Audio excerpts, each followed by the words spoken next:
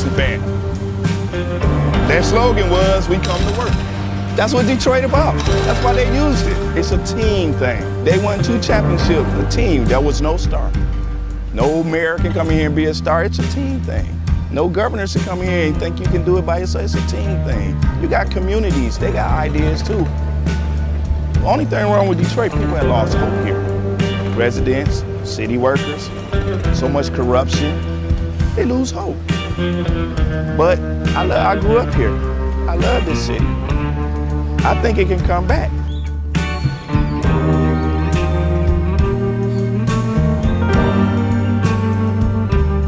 I've been working for the city 24 and a half years. Within the last 10 years, we took 4 pay cuts and then an additional 10% wage cut. I've lost a home. When you take all of the decisions out of the city of Detroit, all of us, then what do you have? Exactly what we got, a lot of problems. Every time the city seems to fall into a problem, it's always on the backs of us workers. You wake up out of a dead sleep and you jump behind the wheel and take off driving and try to get everybody there safe, not knowing really what you're pulling up to. Not eligible for Social Security, so the pension is my sole salary at this point. We've been in business here 39 years. We've seen a lot of changes in Detroit. The area was a lot of industry, a lot of city workers. It's getting very tough for the city workers. It's getting tough for us as a business people. Response times are increasing because of the closing of companies, which takes your insurance rate through the roof. So all the things that affect us affect the citizens. I worked for the city in different capacities for 29 years. I feel like an old jacket. They use me up and they throw me away. In my condition, nobody's gonna hire me. I'm 68 years old. Half the times, I can't get my blood pressure medicine. It's either feeding myself blood pressure or paying bills. 754. By the time they take all the deductions for I have my car insurance, my house insurance, and my health insurance taken out. So the time they take all that, I'll get about $300 after they take all that out. I don't understand it. I can't see how the governor is allowing this to happen and what they're doing and they want to blame it all on the seniors. Not only the seniors, but the city workers. And we worked hard. I know I worked hard. I've been in Detroit since 1946. I was 14 years old when I came in. I don't live large at all. I wish I could. I don't know when the last time I've been shopping. I only get $1,100 and I'm 81 years old. And I need every penny that I can get and that I do get. And I'm very, very upset about the idea of them taking away my pensions that I worked 30 years for. I think it's terrible that they talk about Detroit like they do, because Detroit has been very good to me. I have a lot of city workers coming in with their uniforms on, Detroit Water Department, Police Department, Fire Department. I get a lot of people, the Border Patrol come in. So if I lose that customer base, I'm going to be in a position where I might have to close down. If they take away their pensions, if they start cutting jobs, it's going to cut into a large percentage of not only our business, but other businesses that are in the city of Detroit. We're here. We've been here for 26 years. We're still trying to do business in the city. Detroiters are survivors. They tough, they adapt, but only can do so much when your politicians ahead of you and we're not on the same team. We're not gonna let Detroit be erased, bulldozed, to where we're gonna fight to the bitter end. Detroit gonna survive.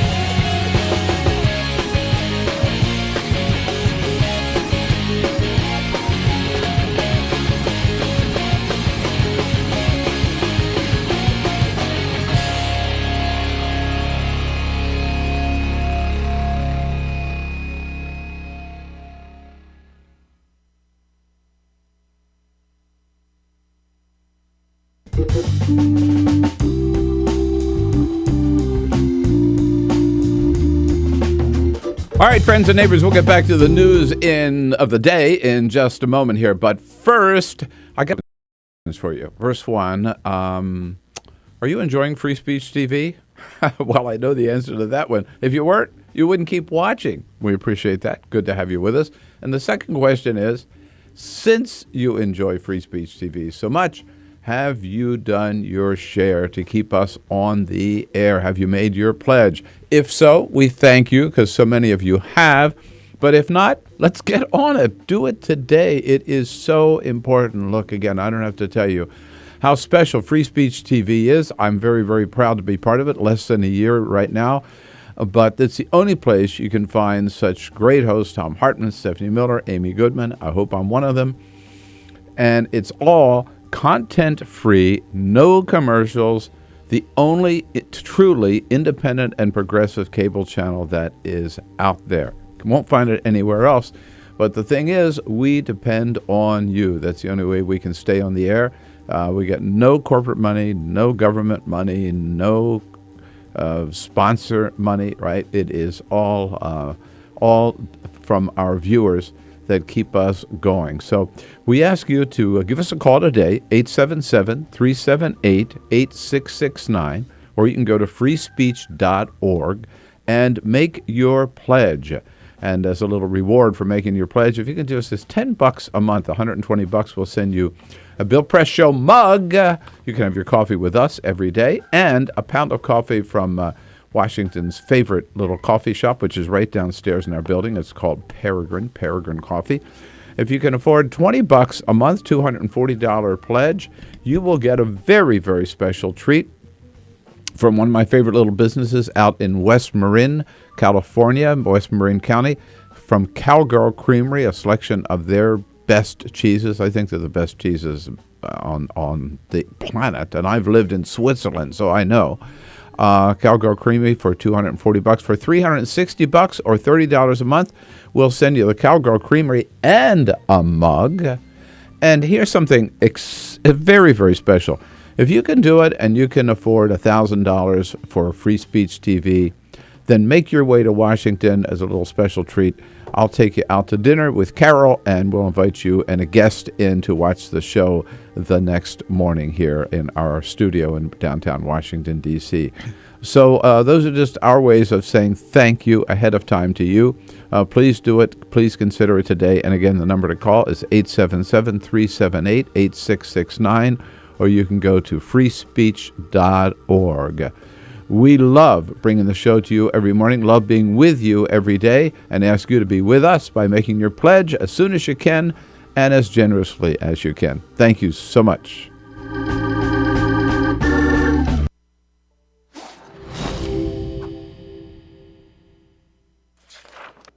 In 1920s America, the Great Depression effectively erased consumer demand.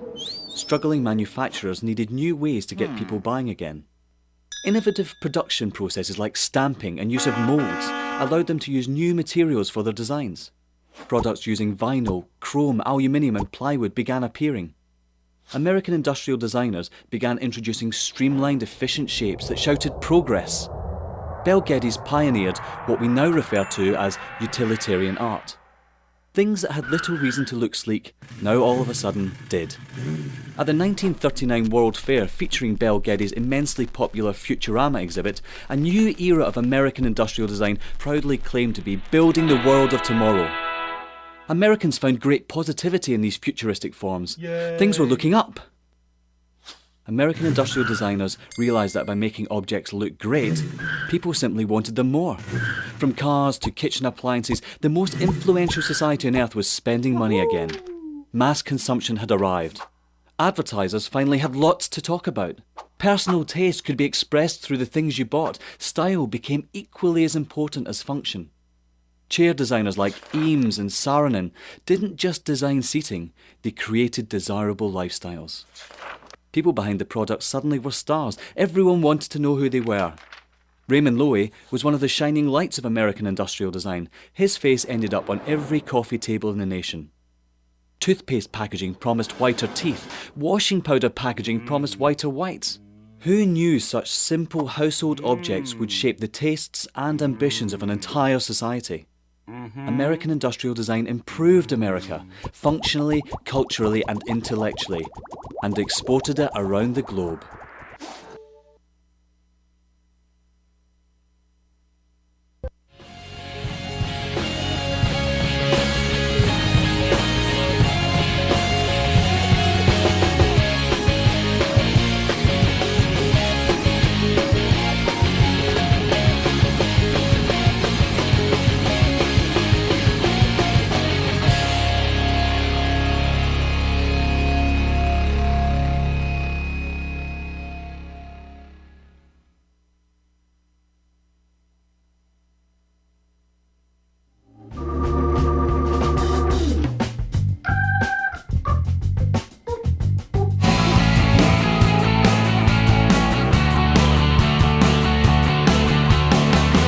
Broadcasting around the nation, on your radio, on your TV, and online. This is The Bill Press Show. Vladimir Putin recognizes Crimea as an independent nation. Next step, it'll be part of Russia. It ain't coming back. Good morning, everybody. What do you say? Tuesday, March 18. Here we go with the Bill Press Show. The next 3 hours, fasten your seatbelts. We're going to move fast through the news of the day, including what's happening in that part of the world with the president still tightening the screws on Russia, but Vladimir Putin doesn't seem to care, moving fast toward Crimea being re-annexed to Russia. Keep you up to date on that, what's happening here in our nation's capital, what's happening around the country and the rest of the globe. Even in Paris now, pollution's so bad it looks like Beijing, that they're cracking down on automobile traffic every other day, depending on whether your license plate ends in an even number or an odd number. You can only drive in Paris every other day, and all public transportation free until they do something about the air quality there. So we got lots and lots to talk about today. Lots you're going to want to sound off on. That's the way it works. We'll tell you what's going on. That's our job. Your job, you tell us what it means to you, and we encourage you to do so and invite you to do so. On the phone at 866-55-PRESS. On Twitter, send us your comments at BP Show. And on Facebook at facebook.com/BillPressShow. Coming to you live on your local progressive talk radio station, of course, and proud to be there, starting off the day with you. And then also, you can see us on Free Speech TV. We've got a satellite dish, one of those little dishes, DirecTV network. And our video stream global, all around the world. I hope they're watching us in Crimea, too, today, you know. We'll check, see what countries are tuned in today. At Good morning, Crimea. At youtube.com/Tawker, TAWKR-TV. Yes, good morning, Crimea. Peter Ogburn and Elisa Murphy here, leading up Team Press. Hello, hello. Hey. Good morning. Made it in through the snow again today. Yeah. Nice, easy commute. Much easier commute this morning.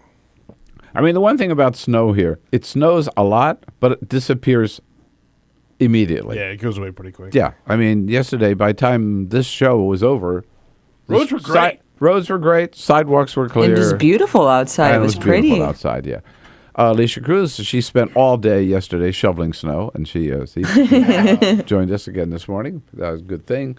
There to take your phone calls, and Cyprian Boulding, as always, our videographer on the job, keeping us looking good on that video cam. Well, how about it? Yesterday, so we're experiencing the snowstorm here in Washington, D.C.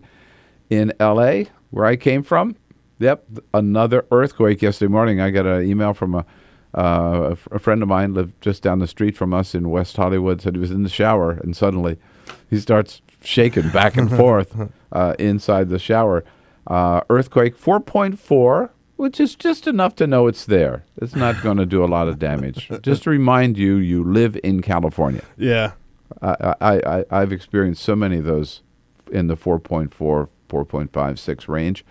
And the anchors at KTLA were starting their morning broadcast sitting on the set when the earthquake hit, and it doesn't matter, even if you're on television, you got to take some measures. Go get cover. They duck under their desk. Here they are. Ginger, thank you. Coming up, more problems for a troubled earthquake. Yep, We're having an earthquake. We're having an earthquake. And then they dive under their desk. Yeah. Well, they're gone. Okay, it appears to have stopped. Yep. We're gonna jump right now to Look at our cameras behind us. to the U.S. Geological Survey. Let's get right on that right now. That felt very close. Very strong. Yeah, let's get right on that. Okay. All right, Henry, we're going to bring you into this. You can see right now. I mean, we've got stuff kind of here They're falling. We've got winging some it. See anything to do. some sort of ceiling falling from the rafters up here. All right. Have you ever been on the air when an earthquake actually hit? No. I don't know what I mean, it's terrifying. Yeah. One of the biggest earthquakes, the one that in San Francisco during the World Series. Mm-hmm. Yeah. I was at the station in Los Angeles, but not in San Francisco, and reporting on that earthquake. But I've never been actually on the air when an earthquake hit. Yeah. I don't want to be around if you're on the air when an earthquake hits because I know what would happen. There'd be some foul language. There would be some FCC fines. Yeah. Honey, did you feel the earth move?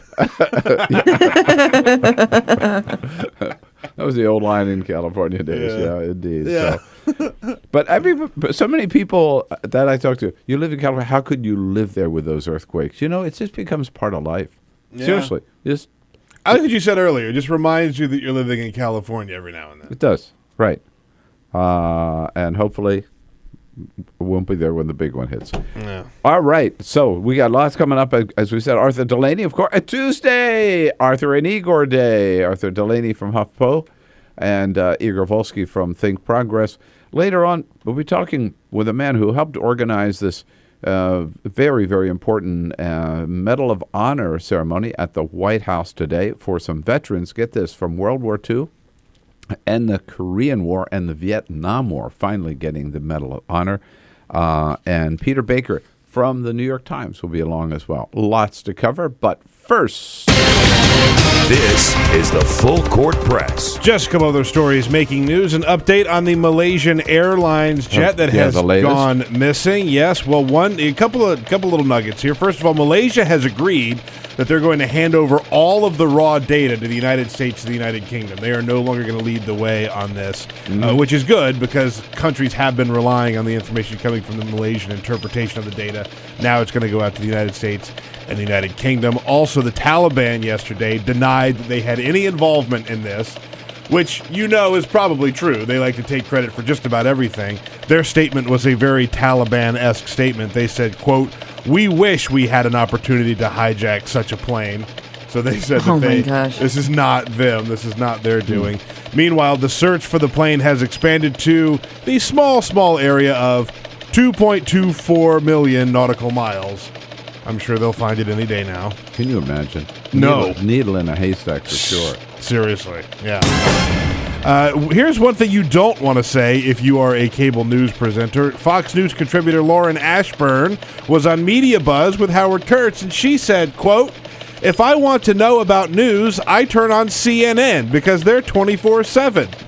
They were talking about the coverage of the disappearance of Flight 370, and she said that because so many other networks spend so much time on other programming, she, again, gave CNN a lot of credit. Whoa. That was on Sunday's show. I was supposed to do that show, but I had to cancel. You could have been there for that moment. I could have been. Yeah, Howard Kurtz called me and booked me on the show, and then we had some things going on at home. Your and parole officer. Carol said, "You are not doing that show." And farewell to comedian David Brenner, who passed away over the weekend. He was 78 years old, died of cancer. He was considered Johnny Carson's favorite comedian. He was on The Tonight Show when Carson hosted 158 times, more than any other guest. He helped write several TV documentaries, earned him several awards. I do love this. His final request to a family friend was, because he knew he had cancer, he knew the end was near, he said, "When I die, I want you to tuck $100 in small bills into my socks, just in case tipping is recommended where I'm going." Yeah. That's funny. Yeah. He was a very funny guy, very dry sense of humor. And I'm not sure his kind of sense of humor would play today. Can I tell you my favorite David Brenner story? I'd love to hear it, yes. My favorite David Brenner joke. So he told a story about one time, okay? So here it is, right? You got to watch, all right? Okay. So he said he was on the subway, and he was sitting on the newspaper. And a guy next to him says, "Are you reading that paper?" And David Brenner said, "Yes, I am." And he stood up and turned the paper over and sat down again on the paper. Oh, that's good. That's great. Are you reading that paper? Yeah. That's good. Oh, God. I like that. Oh, so funny. I like that. At any rate. Hey, well, as we say here on the Bill Press Show, if there's not enough news, damn it, we go out and make it, right?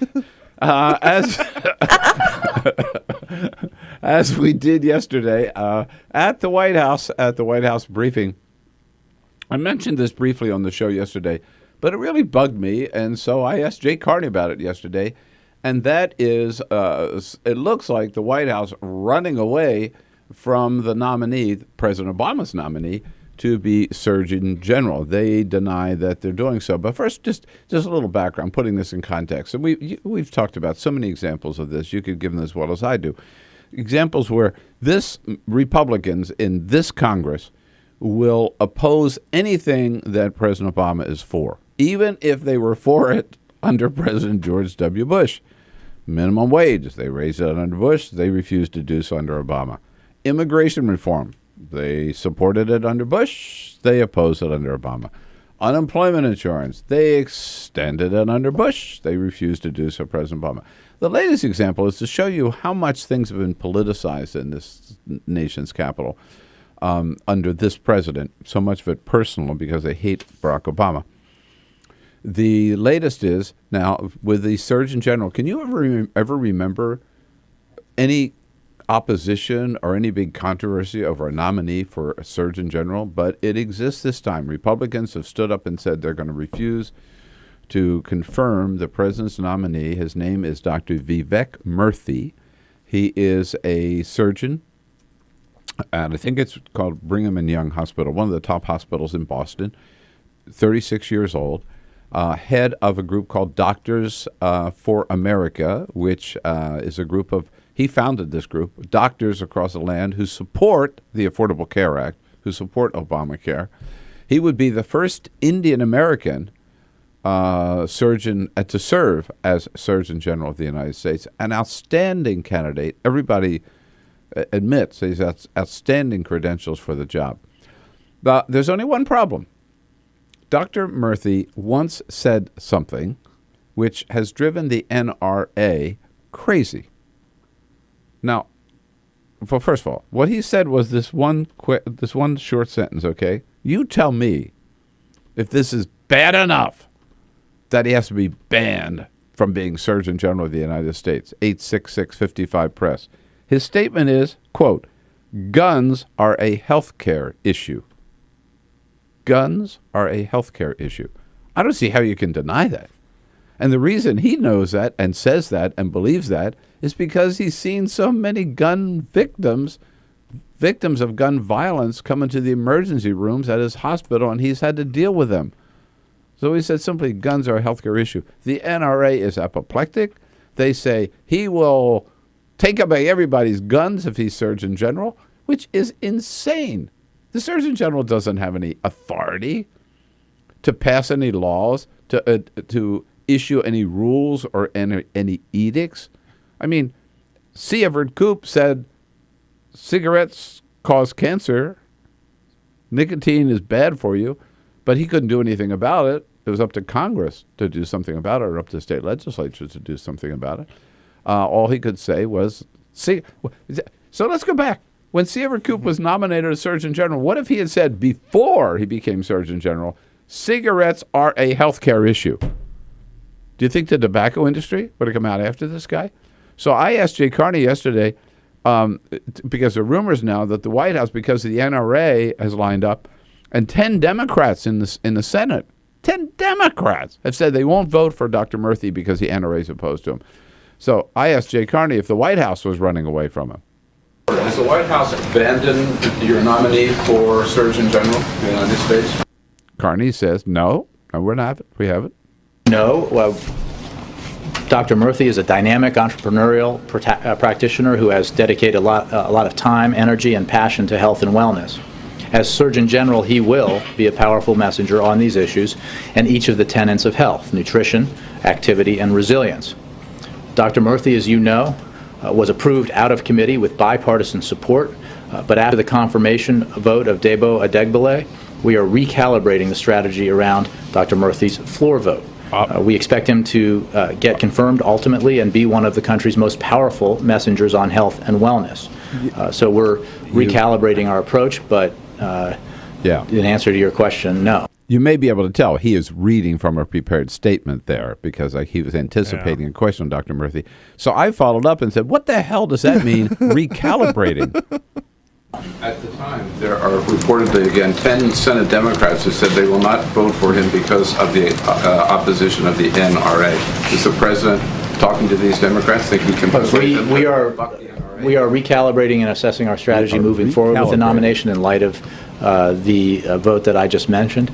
Dr. Murthy emerged out of committee with a bipartisan vote of support, and we will make assessments about how and when to move forward accordingly. Now, recalibrate does not mean different nominee. Correct, he says. So that got a story in the Huffington Post, story in Politico, stories all over the place yesterday. But I don't know about you. It sounds to me, if the White House says they're recalibrating, if I'd been nominated for some post and I got a call from the White House saying, we are recalibrating your nomination, I'd start looking for another job. Yeah. So my question, 866, simple question. To say guns are a health care issue, should that disqualify you to be Surgeon General of the United States? This is outrageous. 866-55-PRESS. Let's get into it together here this Tuesday morning. This is the Bill Press Show.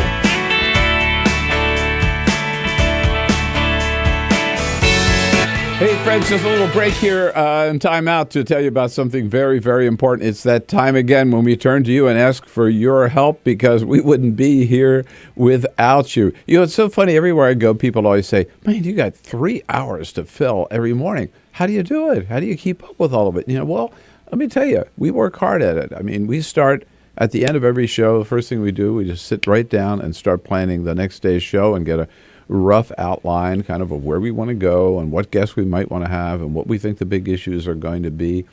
And then we go out and all day long, you know, we're watching the news, reading the news, looking at the websites, following everything. I'm down at the White House every day at the briefings and keeping on top of things down there. And then we, meantime, Peter and Elisa particularly are on the phone, booking our guests for the next day. We reconvene in a conference call at 5 o'clock every afternoon and find out what guests we've got and where we think we're going to go the next day in terms of issues and things we want to talk about. We're also watching that evening, and then the next morning before every show, we reconvene again and sit down and say and put it finally together. And then we're on the air. So, you know, it's a lot of work. It's a lot of work, but we love doing it, and we couldn't do it without you. That's the important thing, because Free Speech TV, no corporate money, no government money. It is all viewer contributions. We work only for you and depend on you and ask you to help us once again as generously as you can. And there's a little incentive to do so. You can go to freespeech.org, make your contribution, freespeech.org. If you can give us $120, that's $10 a month. We will send you a mug, a Bill Press mug, and a pound of coffee from Peregrine Coffee, our favorite coffee shop downstairs in this building, for $240 or $20 a month. from Cowgirl Creamery, the best cheese in the world. Believe me, made in California, close to our home in California. A special package from Cowgirl Creamery. For $360 or $30 a month, you'll get the Cowgirl Creamery selection and a Bill Press mug as well. And a very special treat for those of you able to do so and willing to pledge $1,000 of Free Speech TV. You make your way to Washington anytime with a guest. I will take you and your guest out to dinner, some fabulous restaurant in Washington, and invite you in to watch the show the next morning. So I know you're part of the free speech community, or else you wouldn't be watching this morning. Thank you for watching. Thank you for your help in the past. And now please ask you to dig in again. You know how important it is. I know how much you depend on the independent expression of progressive opinion you only get on Free Speech TV. Now's the time to help again, and thank you.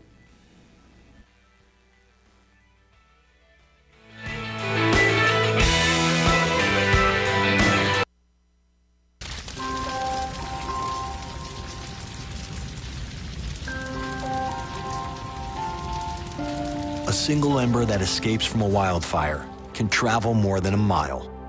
That single ember can ignite and destroy your home or even your community.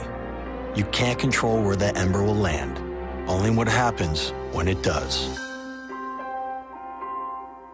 Get Fire Adapted now at fireadapted.org.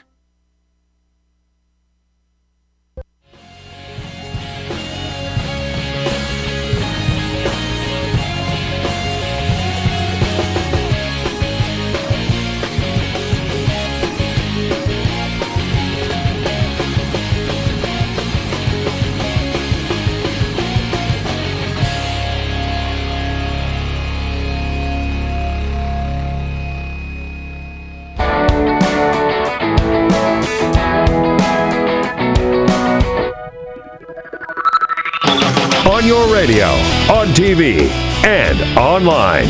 This is The Bill Press Show.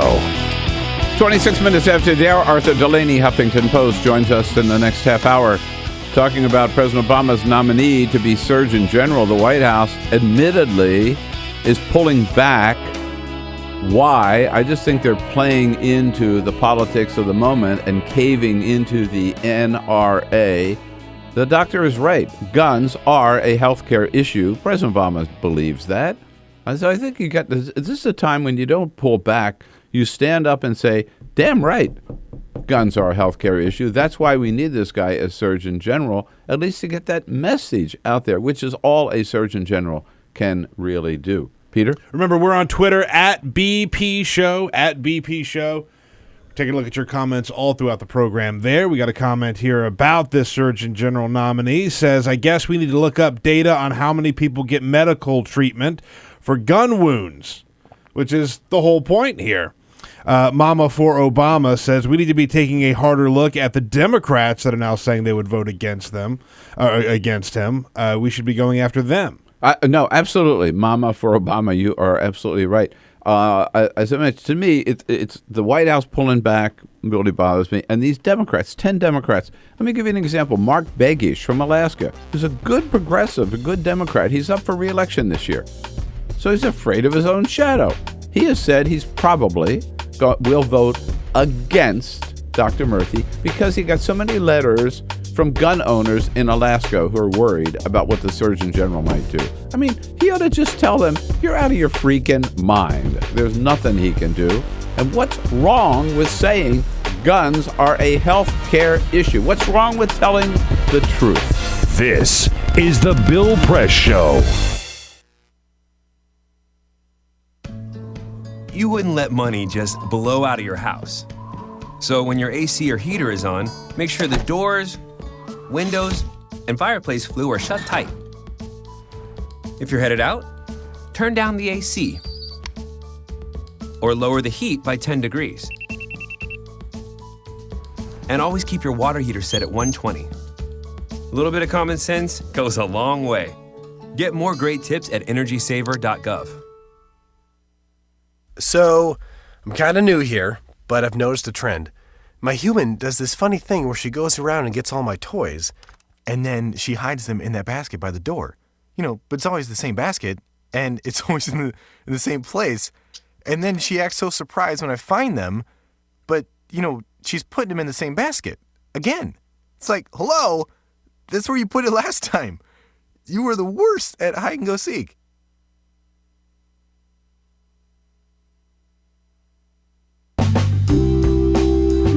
Hey, friends, we'll get back to the news of the day in just a moment here. But first, a little special message. Free Speech TV, the Bill Press Show, and all the other shows on Free Speech TV, it's not only independent news that you're looking for, it's also, as you know, interactive in a couple of ways. The first is every day we tell you what's going on here in our nation's capital, around the country, around the globe. The big stuff, the little stuff, we'll tell you kind of as much as we can squeeze into 3 hours together. And then you tell us what it means to you, to your family, to your community, to you personally, by giving us a call at 866-55-PRESS or going on Twitter at BP Show. It's our handle, or on Facebook at facebook.com/BillPressShow. So we tell you what's going on. You tell us what it means to you. First way we're interactive. The second way is every day we stand up for you, putting all the news together, getting our guests together, bringing you the best show that we can. And a couple of times a year, we ask you to stand up for us because we need your help. As you know, we are the only independent, totally non-commercial, progressive cable television network out there. But we depend entirely on you for our source of funding. No corporate funds, no government funds. It's just you that keep us going, keep us on the air.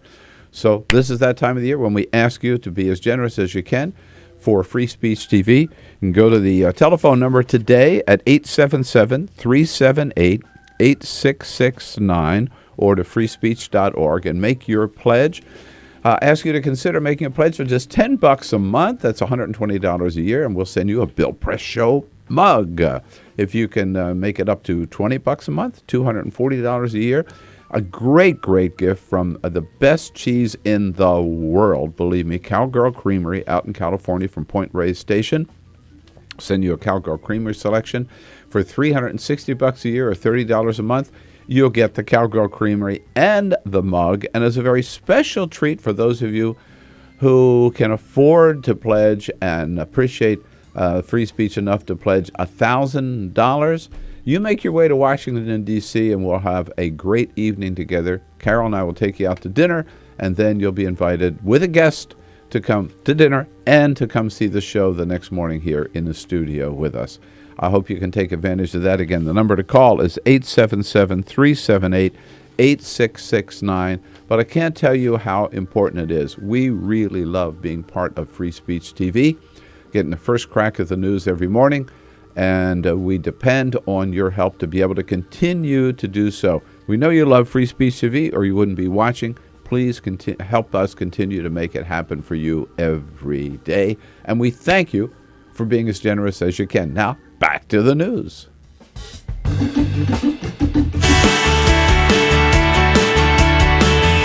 Connect with The Bill Press Show on Twitter. Follow us at BP Show and tweet using the hashtag WatchingBP.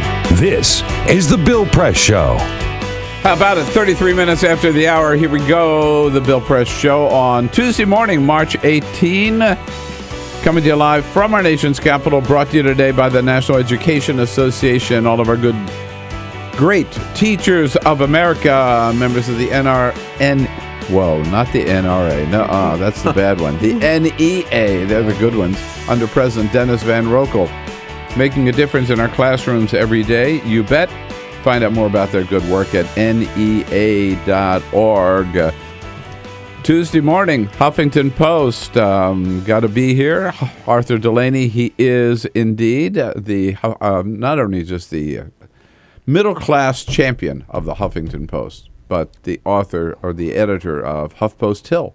Yes. Arthur, good to see you this morning. Happy St. Patrick's Day. Do you have another Delaney downer for us today? I wanted to talk about... What do you mean, Happy St. Patrick's Day? That was last Friday. Didn't you know that? Yeah. Oh, I'm just... you can celebrate St. Patrick's Day on whatever day you feel like. So I'm going to do St. Patrick's Day, St. Patrick's Week. In honor of St. Patrick's Day, I did want to talk about yesterday's Daily Delaney Downer. Okay. Which is part of the HuffPost Hill newsletter. It's about Paul Ryan. Yes. Paul Ryan, who says, right, that the problem with with poverty today is there are just generations of black men who just don't want a job. He calls it a tailspin of culture. The phenomenon of, quote, generations of men not even thinking about working or learning the value and the culture of work. So it is this culture of not working that is, of course, inculcated by the welfare state. And what is so striking about this rhetoric is that it is the same for hundreds of years. This is the same thing that the ruling class has said about poor people. No matter how bad their situation is or how little we help them, probably we help them more than in any previous epoch. But it's no matter what, the same thing. And in honor of St. Patrick's Day. But yeah, because this does go back to perhaps his Irish roots. His family emigrated from Ireland in 1851. One of his ancestors, and they were fleeing the potato famine, which was the widespread crop failure that caused 1 million people to die. And they were relying on potatoes in Ireland partly because of this awful absentee landlord system, and they were dividing land into smaller and smaller parcels. It was the only thing you could grow enough food on a small patch of land.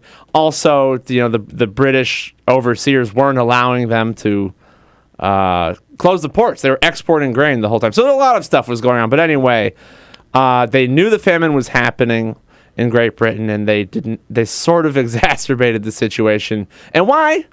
Because they thought the culture of the culture of dependency in Ireland on the government and on the potato. They even had a thing called potato culture, which I read about. It almost does sound like a joke. And I read about that in this great book called "The Graves Are Walking" by John Kelly. The Graves Are Walking. Graves Are Walking. Because 1 million people died, and people were starving everywhere. This is not something that is similar to the condition of poor people in America today, but terrible tragedy exacerbated by free market ideologues in charge. They were saying the same things back then about the poor or the starving that Paul Ryan is saying today. Yes.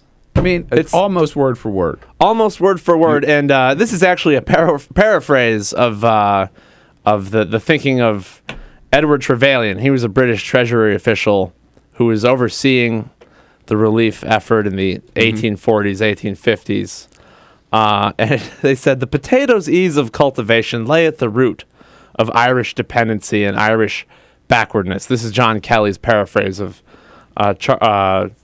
Trevelyan. When a man had to tend his garden for only a few weeks to produce a year's supply of food, he became lazy, undisciplined, unenterprising, prone to drink, and inclined to rely on others to take care of him. Potatoes were the original welfare queen enablers. If I may, Trevelyan also said when they were talking about passing measures to provide some help to the poor, those suffering from the famine, and Trevelyan said no, he was against that because he said, quote, dependence on charity is not to be made an agreeable mode of life.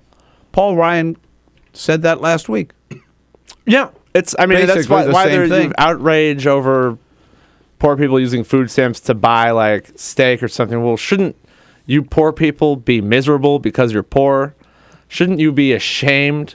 Yeah. That is the attitude that some people have. So just to bring us up to date, here is Paul Ryan last week. You just quote him a little bit, word for word, what he said on Bill Bennett's radio show, I think it was last Wednesday morning. It was after you were in last week. We have got this tailspin of culture in our inner cities in particular, of men not working, and just generations of men not even thinking about working or learning the value and the culture of work. And so there's a real culture problem here that has to be dealt with. Everybody's got to get involved. So this is what we talk about when we talk about civil society. If you're driving from the suburb to the sports arena downtown, by these blighted neighborhoods. I love that. You can't just say, I'm paying my taxes, government's going to fix that. Mm-hmm. You need to get involved. You need to get involved yourself, whether through a good mentor program or some religious charity, whatever it is, to make a difference. And that's how we help resuscitate our culture. So I love this. They put this little veneer that we have to get involved because, it's like hard to disagree with that. But what he's saying is, oh, how terrible. We have to drive in from McLean and from Potomac, and we have to drive through those poor neighborhoods to get to Nats Stadium. To his credit, he apparently has been going to inner cities and mentoring or doing something to talk to unemployed men. Yeah, while his budget would cut every program that helps the poor and the middle class in this country. Yeah. So what was interesting, that. Most people were criticizing him on that clip because there is such a racial connotation to the term inner cities. But I don't think he was consciously trying to sound racist at all. I don't think so consciously, but he was. That's a racist statement that he made. He's talking about these generations of men standing on the street corners in the inner city. We had Barbara Lee on last week. Yeah, she was those pissed. are all dog whistle words. They are. I think he may have unintentionally been using them because Republicans are wary of being accused of racism. He's the guy in charge of the budget. He doesn't have a freaking clue about what people are suffering through and living through if they're living in poverty today, or if they do depend on food stamps, or if they're out of work and don't have unemployment insurance. Because he probably does live in Potomac and drives in to go to the Capitol every day. That concept of driving into the city for the sports stadium, I think that it is a little bit retro way of talking about inner cities. A lot of inner cities, Washington in particular, the inner city is actually getting really nice. It's gentrifying, and poor people are being pushed out. Poverty has risen faster in the suburbs, like twice as fast over the past 10 years than it has in the inner city. So the whole idea that this is like that an inner city is just a tornado of terrible culture swirling around with only poor black people in it is a little retro and antiquated, and that was overlooked. So the point has been made, and I think it's a very important point, that Paul Ryan is treating people today just like the British treated his ancestors suffering from the potato famine centuries ago. But yes, that is absolutely true. And just to be fair, about the culture of dependency. To be fair, the upshot is not 1 million people aren't starving to death right now. Right. We must. Shall we start calling him Potato Head Ryan? That would be harsh. That's not going to solve a problem. I know. Just thought I want to be mean. Pisses me off. All right. I have something else I have to ask you about before we take a break. Okay. Right? It was just reported, breaking news here, that according to the administration, over 5 million people have now signed up for Obamacare. So it's not the end of March. 6 million was a total. It was a projected goal by the end of March. I thought it was 7 million. No, they reduced it to 6. No, they did. No, the CBO recalculated and said 6 is more realistic. So with over 5 million, that's pretty good news. Well, the CBO recalculated, but that's because the website was so bad at first. That wasn't for a good reason. 5 million, pretty good. Yeah. I mean, even if it were 7 million, you get to 5, it's pretty close for government work. It'll be 5.5 by the end of the month, for sure. Yeah, because of the Funny or Die clip. That's right. It drove record traffic to their website. Yeah. No, all I'm saying is I think it's more indication that the website is working. You don't hear those stories anymore about people not being able to navigate the website. And because of some of these innovative things that they're doing to get the word out, more and more people see this is the time. They're signing up. They see the benefits of it. Obamacare is here to stay. Even if you even if you get to 6 million or 7 million, you still have conservatives saying, well, you didn't get the young people. The demographic death spiral of Obamacare is assured. The naysaying will continue for at least another year. It will. But I mean, but it gets less credible. That's my point. John Maynard is saying right now they have had a net loss of insurance. Seriously, who cares what they say? I think the reality is, I keep trying to make this point, and you're not hearing me. The reality is, Arthur. 5 million people have signed up. We'll find out for sure in the fall, and that's when the government releases its. No, that is the official health insurance number. Comes out in the fall. End of March. Okay. How many people have been signed? All right, I'll see you at SummerSlam. I guess we'll fill out our brackets when we come back here. I'll say it. Obamacare is here to stay. It's doing very well, and more people are signing up every day. Have you signed up yet, Arthur? Also, a deal on unemployment insurance. Arthur Delaney will tell us all about it when we come back here. Your calls, your questions, welcome at 866-55-PRESS. This is the Bill Press Show.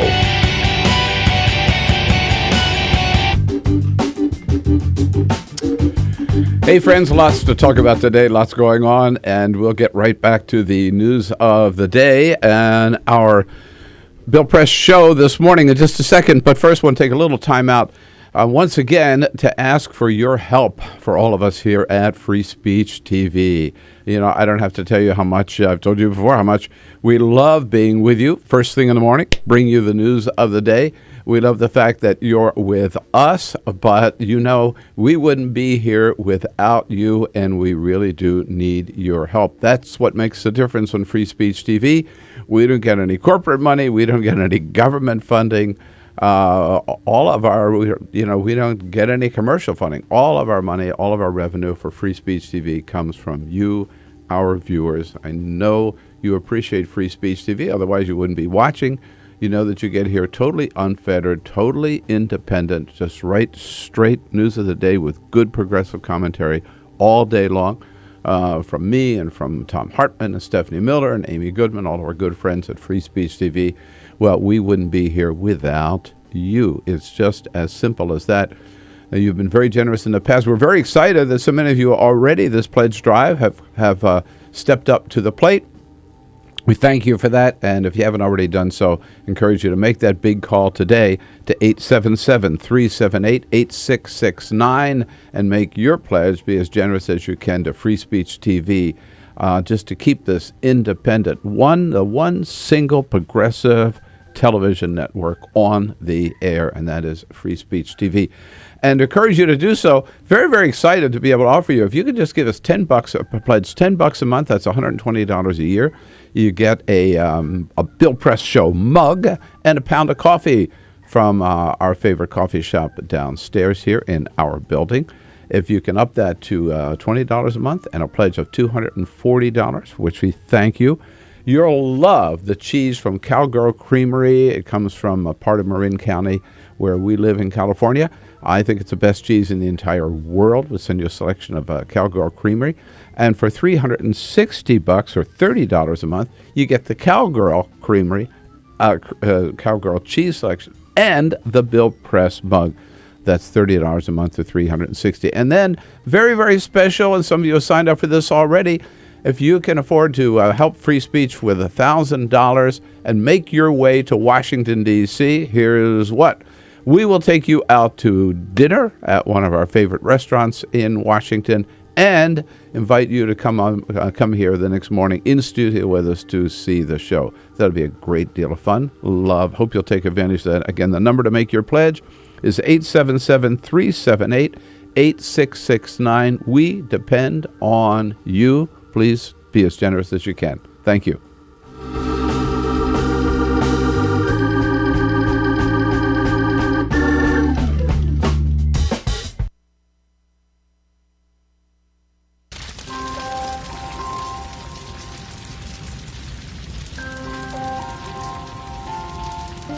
A single ember that escapes from a wildfire can travel more than a mile.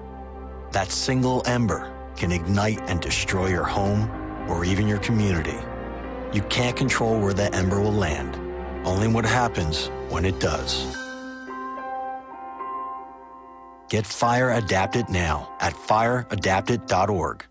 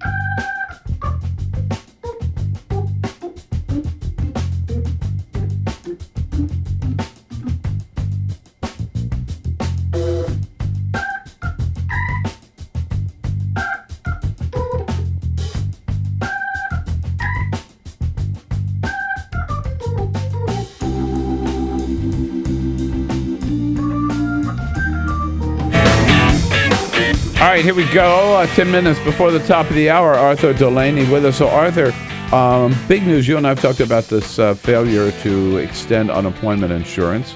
They still haven't done so, but a step in the right direction, right? Good news. Yeah. 10 senators, 5 Democrats, 5 Republicans came together last week with a plan. Is it a good plan? What is it's the plan? almost shocking that this is happening. For 3 months, I've been coming in here. Yep. And every Tuesday saying, Congress is dithering on unemployment. Nothing's going to happen.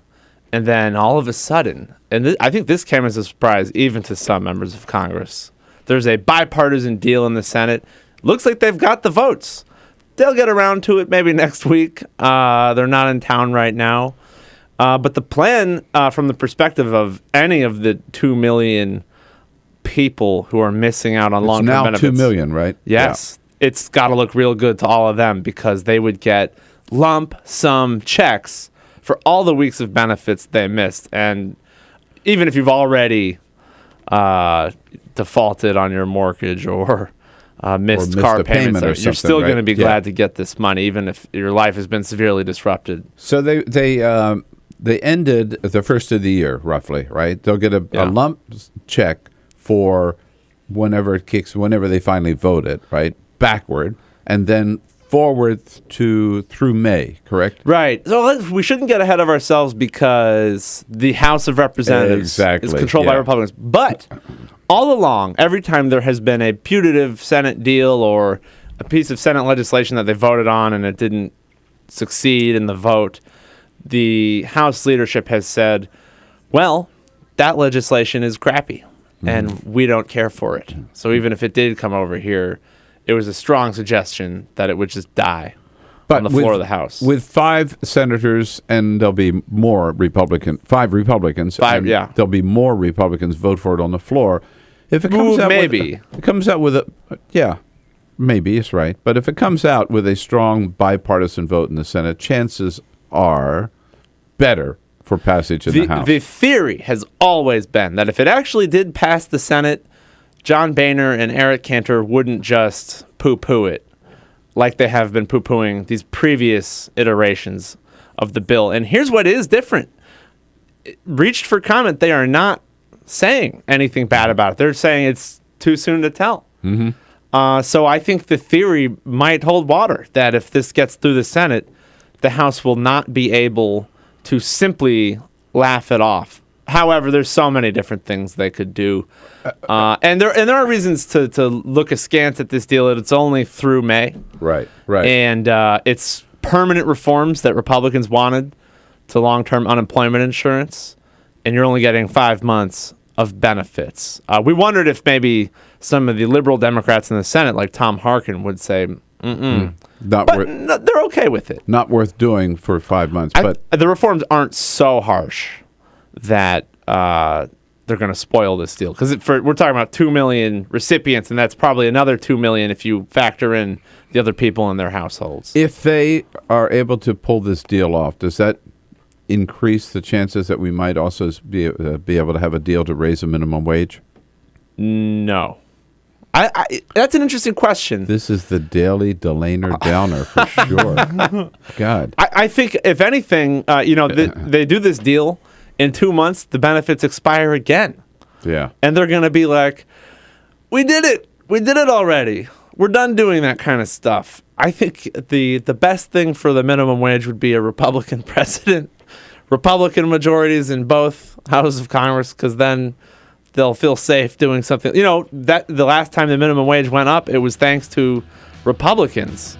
And they don't want to do it when they're in attack mode against Democrats in a divided government. Yeah, well, that price is a price that I'm not willing to pay. Not a bill press price. No, to get an increase in the minimum wage. Arthur, great to see you today. Thank you for coming in. All right. Next Tuesday, be here. I'll be here. All right. And we'll be back. Igor Volsky's coming up for the next half hour. 866-55-PRESS. You know the number. This is the Bill Press Show. Hey, friends. It's just a little break here and time out to tell you about something very, very important. It's that time again when we turn to you and ask for your help because we wouldn't be here without you. You know, it's so funny. Everywhere I go, people always say, man, you got 3 hours to fill every morning. How do you do it? How do you keep up with all of it? You know, well, let me tell you, we work hard at it. I mean, we start at the end of every show. The first thing we do, we just sit right down and start planning the next day's show and get a rough outline kind of where we want to go and what guests we might want to have and what we think the big issues are going to be. And then we go out and all day long, you know, we're watching the news, reading the news, looking at the websites, following everything. I'm down at the White House every day at the briefings and keeping on top of things down there. And then we, meantime, Peter and Elisa particularly are on the phone, booking our guests for the next day. We reconvene in a conference call at 5 o'clock every afternoon and find out what guests we've got and where we think we're going to go the next day in terms of issues and things we want to talk about. We're also watching that evening, and then the next morning before every show, we reconvene again and sit down and say and put it finally together. And then we're on the air. So, you know, it's a lot of work. It's a lot of work, but we love doing it, and we couldn't do it without you. That's the important thing, because Free Speech TV, no corporate money, no government money. It is all viewer contributions. We work only for you and depend on you and ask you to help us once again as generously as you can. And there's a little incentive to do so. You can go to freespeech.org, make your contribution, freespeech.org. If you can give us $120, that's $10 a month. We will send you a mug, a Bill Press mug, and a pound of coffee from Peregrine Coffee, our favorite coffee shop downstairs in this building, for $240 or $20 a month from Cowgirl Creamery, the best cheese in the world. Believe me, made in California, close to our home in California. A special package from Cowgirl Creamery for $360 or $30 a month. You'll get the Cowgirl Creamery selection and a Bill Press mug as well. And a very special treat for those who are able to do so and willing to pledge $1,000 of Free Speech TV. You make your way to Washington anytime with a guest. I will take you and your guest out to dinner, some fabulous restaurant in Washington, and invite you in to watch the show the next morning. So I know you're part of the free speech community, or else you wouldn't be watching this morning. Thank you for watching. Thank you for your help in the past. And now please ask you to dig in again. You know how important it is. I know how much you depend on the independent expression of progressive opinion you only get on Free Speech TV. Now's the time to help again, and thank you.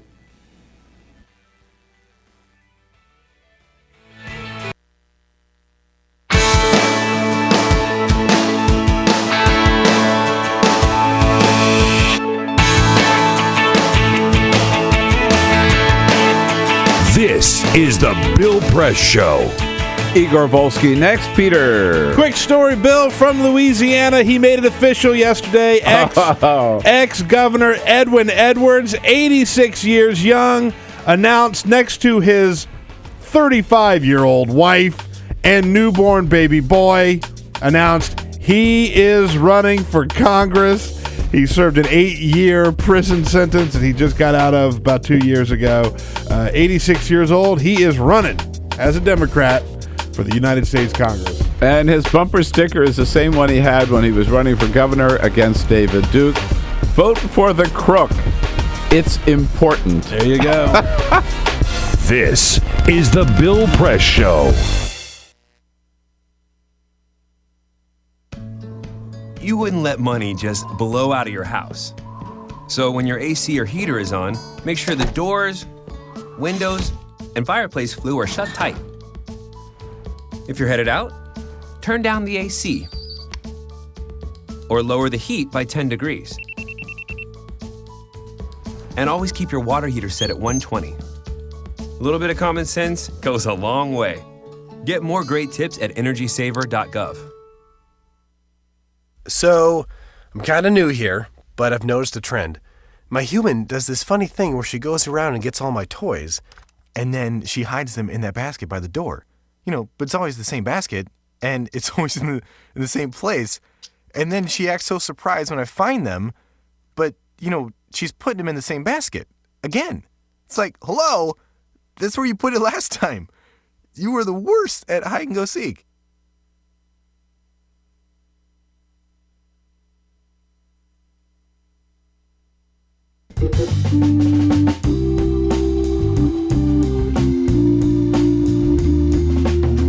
All right, friends and neighbors, we'll get back to the news of the day in just a moment here. But first, I got a couple of questions for you. First one, are you enjoying Free Speech TV? Well, I know the answer to that one. If you weren't, you wouldn't keep watching. We appreciate that. Good to have you with us. And the second question is, since you enjoy Free Speech TV so much, have you done your share to keep us on the air? Have you made your pledge? If so, we thank you because so many of you have.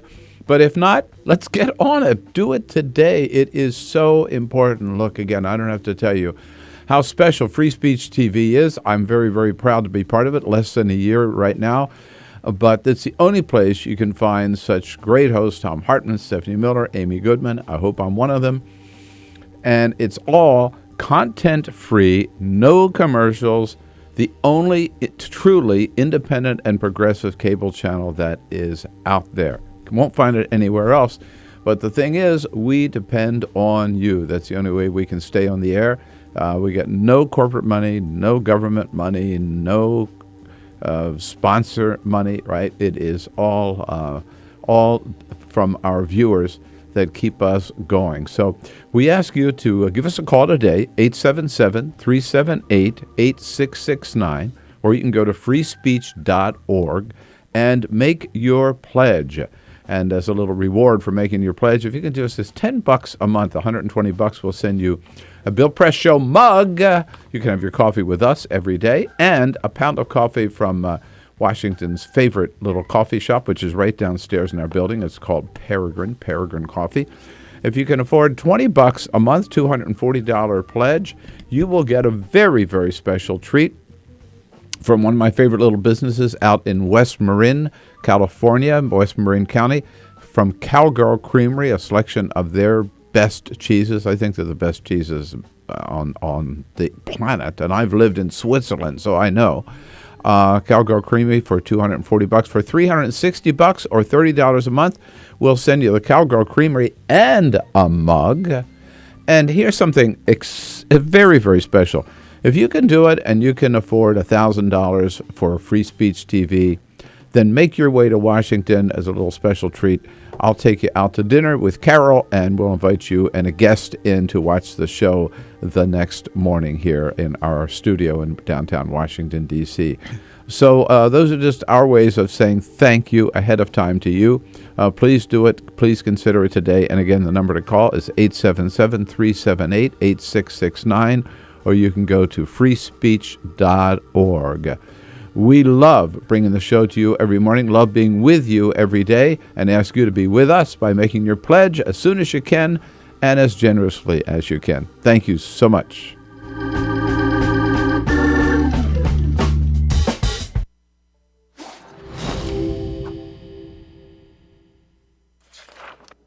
In 1920s America, the Great Depression effectively erased consumer demand. Struggling manufacturers needed new ways to get people buying again. Innovative production processes like stamping and use of molds allowed them to use new materials for their designs. Products using vinyl, chrome, aluminium and plywood began appearing. American industrial designers began introducing streamlined, efficient shapes that shouted progress. Bel Geddes pioneered what we now refer to as utilitarian art. Things that had little reason to look sleek, now all of a sudden did. At the 1939 World Fair featuring Bel Geddes' immensely popular Futurama exhibit, a new era of American industrial design proudly claimed to be building the world of tomorrow. Americans found great positivity in these futuristic forms. Yay. Things were looking up. American industrial designers realised that by making objects look great, people simply wanted them more. From cars to kitchen appliances, the most influential society on earth was spending money again. Mass consumption had arrived. Advertisers finally had lots to talk about. Personal taste could be expressed through the things you bought. Style became equally as important as function. Chair designers like Eames and Saarinen didn't just design seating, they created desirable lifestyles. People behind the product suddenly were stars. Everyone wanted to know who they were. Raymond Loewy was one of the shining lights of American industrial design. His face ended up on every coffee table in the nation. Toothpaste packaging promised whiter teeth. Washing powder packaging promised whiter whites. Who knew such simple household objects would shape the tastes and ambitions of an entire society? American industrial design improved America, functionally, culturally, and intellectually, and exported it around the globe.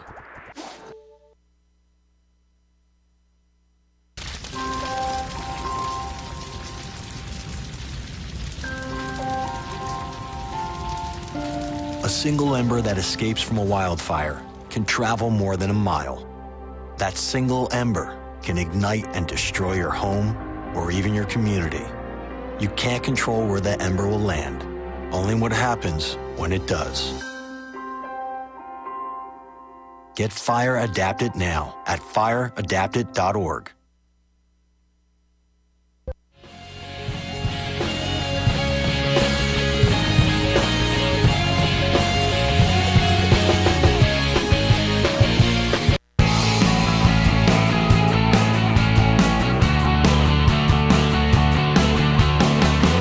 Broadcasting around the nation, on your radio, on your TV, and online. This is The Bill Press Show. Vladimir Putin recognizes Crimea as an independent state. Next step, it'll be part of Russia again, and nothing we can do about it. Looks like it's heading that way. Good morning, everybody. What do you say? It is Tuesday, March 18. Good to see you today. This is the Bill Press Show. We are coming to you live on your local progressive talk radio station. Good to see you this morning. Also, coming to you live on Free Speech TV across this great land of ours, if you have a satellite dish, and worldwide on TawkrTV, TAWKR-TV, youtube.com/TawkrTV. Thanks for joining us as we skip around the globe, starting here in Washington, D.C., around the country, around the globe, and bring you the news of the day. And, of course, get your comments at 866-55-PRESS. You always look forward, I know, to this time on a Tuesday morning to say hello to Igor, Prince Igor from Think Progress. Good morning, Igor. Hip. Nice I like you use the word hip. Thank you. I'm here, so skip, whatever. Joining our team here is he's part of the team. Peter Ogburn and Lisa Murphy. Hello, guys. Hey. Good morning. With Alicia Cruz here, made it in finally through the snow, and Cyprian Boulding, our videographer, on the job as usual. And Igor, the question remains: where the hell is Flight 370, Malaysian Airlines? Unbelievable. 10 days now, huh? Yeah. That you could lose a 777. Yeah. On this, and still, there's still a lot of theories, but nobody knows, right? No, nobody knows. Nobody knows. And nobody knows like anything. And it's amazing. I mean, every now and then a little nugget of a story will come out, and nothing's based on hard data. It's like this report says blank. Right. And so you literally have cable news with models of airplanes showing how it would fly below the radar, then how it would fly back. I mean, literally playing with toys on television. I mean, I'm to the point where I'm ready to say aliens. Well, someone actually brought that up on CNN. Yes. Someone actually brought up, are we ready to rule out a supernatural presence in this story? Wait a minute. That was an anchor who brought that up. Yeah, not a guest. Right. Yeah, good. Yes. I'm glad you pointed that out. It was an anchor. Yeah. CNN news anchor. By the way, so always behind the curve. All the cables have been, of course, keeping up with this fight, but CNN has become full. Yeah. It is 24/7. CNN is reporting on nothing but the Malaysian airline. Look at them right now. You see?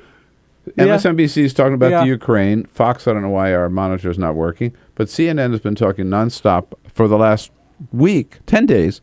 But not so dumb. Here's the New York Times today, front page of the business section. CNN's ratings surge with coverage of the mystery of the missing airline. Finally. Yeah. They finally found a ticket to get back in the rating. people are, which only shows people are really curious about what the hell could have happened. MSNBC yesterday during the day had a whole flight simulator. It's a simulator whole thing with,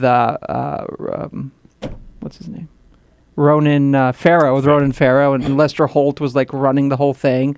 It was very impressive. CNN had the simulator yesterday. They have Martin Savage is in a simulator, like he's locked in there. I think they're bringing him his meals. He's wearing one of those. He's wearing one of those potty bags that the astronauts wear. Yeah. We'll do this live all day long. So the search has expanded. Here's John Young for the Australian search team or whatever, talking about how wide now the new search area is. This search will be difficult. The sheer size of the search area poses a huge challenge. The search area is more than 600,000 square kilometers. Yeah. Wow.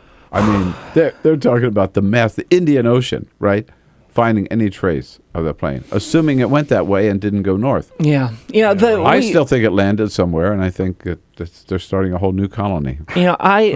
We joke. I, though, couldn't imagine being one of those, 200 families who literally have no idea, will their loved ones ever turn up? Will they know anything at all? I mean, and in this world where we're all so interconnected and we know things all the time and there are no more great mysteries about anything, the fact that literally nobody has any clue, I think, is very frightening. And for the first time in the New York Times this morning, I saw an article asking the question I've been asking, which is why, with all those people on board from a part of the world where everybody has a cell phone, even more so than the United States, why there was not one single phone call made. That's a big mystery, too. We may never know the answers to these questions. That's the thing. They could never. I mean, they're looking at over 2 million nautical miles of area. They can never. I mean, there's a good chance they'll never find the plane. If it went down, they just might not find it. Right. You got it. So much to talk about. We'll get into the rest of the news of the day with Igor Volsky here. A little bit later, we'll be talking with a man who helped organize this Medal of Honor ceremony at the White House today for veterans from World War II, the Korean War, and the Vietnam War. But first, this is the Full Court Press. Yes, indeed. Just a couple of other stories making news. The Big Bang Theory got closer to actually having real scientific data to prove its existence yesterday. The beginning of the Big Bang Theory is based on the theory of inflation, the idea that the universe expanded extremely fast after the first fraction of it being born. Well, yesterday they found gravitational waves, ripples in the universe that they based this theory on. They never actually were able to prove that they existed. This was the theory. Yesterday they found these actual gravitational waves. So the Big Bang Theory, according to this professor of physics and astronomy who had a hand in this study, said, this is huge. This is what we've been looking for the whole time. So you want proof that the Big Bang Theory happened? Looks like you may have it. I don't understand a word of it, but I think it's important. It's science. You've heard of Airbnb, where people can rent out. Oh, no, Airbnb is hot. Airbnb is a big deal, unless you were this man in New York City. Yeah, this guy, a comedian by the name of Ari Teman, rented out his apartment in New York City. He needed his luggage, so he came back to get his luggage, only to find out that the nice family that he had rented his apartment out to that was visiting New York, turns out it had been rented out for a plus-size orgy. He should stop complaining. Comics would kill for this kind of material. Exactly. I know. This is like great material. I'll go throw it on my building. It turns out that the man that he rented it to was a man who put an ad out that said, "Turn up, it's a panty raid party." And look, there's the ad for it right there on the computer. Inviting people over to this party that he had rented at this man's apartment. And there's people keep still knocking on the door, wondering if it's still going on. Every Airbnb renter's worst nightmare. A plus-size orgy in your apartment. I have to tell the Press family has an Airbnb rental. Okay. Let's see where this goes. A member of the Press family does in in Hood River. Hood River, Oregon. Okay. Nice little vacation spot, great spot on the Columbia River Gorge. Uh-huh. Check out Airbnb. Yeah. Our son Mark and his wife Carrie have an apartment there that is up for Airbnb. Yeah. So, I mean... Well, no orgies. No orgies there so far as I know. Keep a good fumigator on hand. I'm going to check. Just in case something happens. Next month, one of the bands that's going to be inducted into the Rock and Roll Hall of Fame is the band Kiss. And yesterday, their star, Gene Simmons, took aim at the Rock and Roll Hall of Fame. He has a problem with them putting in people that don't play rock and roll into the Rock and Roll Hall of Fame. For instance, Run DMC, Grandmaster Flash, Public Enemy are all already in the Rock and Roll Hall of Fame. His argument is these guys are not rock and roll. Yeah. He says it's all political. It's all, just music. So they put them in because they're popular music, but they're not rock and roll. So he wants them to sort of crack down a little bit on who they let in. Well, isn't he now like a reality TV star? Yeah, I mean, look. He's certainly an authority. But, Kiss, I'm not a big fan, but they play rock and roll music. Is it really rock and roll music? Oh, yeah, no, absolutely. But they're not my brand of rock and roll music. But, they're rock. They're rock music. Madonna's in the Rock and Roll Hall of Fame. Madonna's not rock and roll. No. I mean, Bill Haley in the comments. Yeah. There it is. That's for me. rock and roll. Yeah. Birth of. Hey, Igor. Hey. Now, the first question is, why don't you lay off the Crimea, Igor? I learned. What are you doing? Let me tell you what. Somebody. I learned this weekend. I don't know how I didn't know this like days ago, so I could have exploited it. When I was 2, we went to Crimea on vacation, where apparently I almost died because I almost drowned, into the ocean there, into the Black Sea, until my mother pulled me out and saved me. And really? She tells me this like on Sunday or whenever, like very matter-of-factly. It's like, oh, you remember when we were in Crimea, when you were 2, Is that how your mother talks? No, I'm very bad. But does your mom have like that Russian accent? Yeah, she does have a Russian accent, cool. yeah. Huh. So I now know I have very deep personal ties to Crimea. Well, you may be living there, baby, and it may be an independent country. I'm going to go vacation there next month. Right. I mean, doesn't it look to you just objectively that Crimea is going to be part of Russia and there's nothing we can do about it? Oh, yeah, absolutely. That ship has sailed. Now I think the next challenge is what happens to eastern Ukraine? How does Ukraine respond to what happened? And remember, they have the link of natural resources. 80% of the gas, about 90% of the water comes from Ukraine. So how does Ukraine react? Do they kind of renegotiate these deals? Do they up the prices for all of these natural resources? Russia is connected through a body of water. I mean, there's no bridge right now. That's a project they've been wanting to build for 20 years, but it's going to take like $1 billion to do that. So for the time being, if they're part of Russia, how does Ukraine react? Certainly can't react militarily. That's not going to go over well. It can react economically, but that too can cause problems. So it's an interesting situation. I think, again, the ship on Crimea has sailed. Now, will the world response do anything to prevent Putin from going further? And so far, it's been a joke for him. The best question at the press briefing yesterday was Wendell Goller from Fox News, who just said, if the people of the Crimea vote 93% to be part of Russia, then why do we care, right? Well, I think we care because it was a hastily conducted, undemocratic... And you have sovereign borders, and people should not be able to annex another country or violate the sovereignty of a neighboring country. Yes, but what are we willing to do to stop it, right? And, there's not going to be World War III over Crimea. Yeah. For all you hear about, the demonization of Putin and kind of his reasons for going in, it's unquestionable that when the first action by the interim Ukrainian government was to knock down the status of the Russian language. I mean, that was used as pretext by Putin to kind of do this whole thing. And it builds on years and years and years of anxiety, I mean, that I know about when I was there, of Ukrainian nationalism kind of overtaking the Russian identity. And that's what Putin is riding, and that's why it's playing so well for him domestically. And so now in Crimea, they have adopted the ruble, and they have adopted Russia as the official language. But it's over, baby. It is over. Obamacare. Republicans are now out with real fast, with an alternative to Obamacare. Well, no, Bill. 3.5 years later. What? They are not out with an alternative yet. They are saying they will be out with an alternative, which, is a song we've heard way too many times. They used to say repeal and replace. They haven't said that for a long time. Yeah. Well, they have been going back and forth. It reminds me of, you take a flower and you go, he loves me not, he loves me. This is them, united solution. Finally, they're saying they're going to have something, maybe by April. And the idea is to pull from all of these bills, random replacement bills they have, and to put something together that's not like a comprehensive solution. No. But little bits and pieces. So maybe you can stay in your parents' plan until you're 26-year-old. They're going to keep that. Keep that, yeah. Allowing insurers to sell policies across state lines, which the ACA kind of has, and they're going to expand on it. Expanding the state-based high-risk pools for really, really sick people.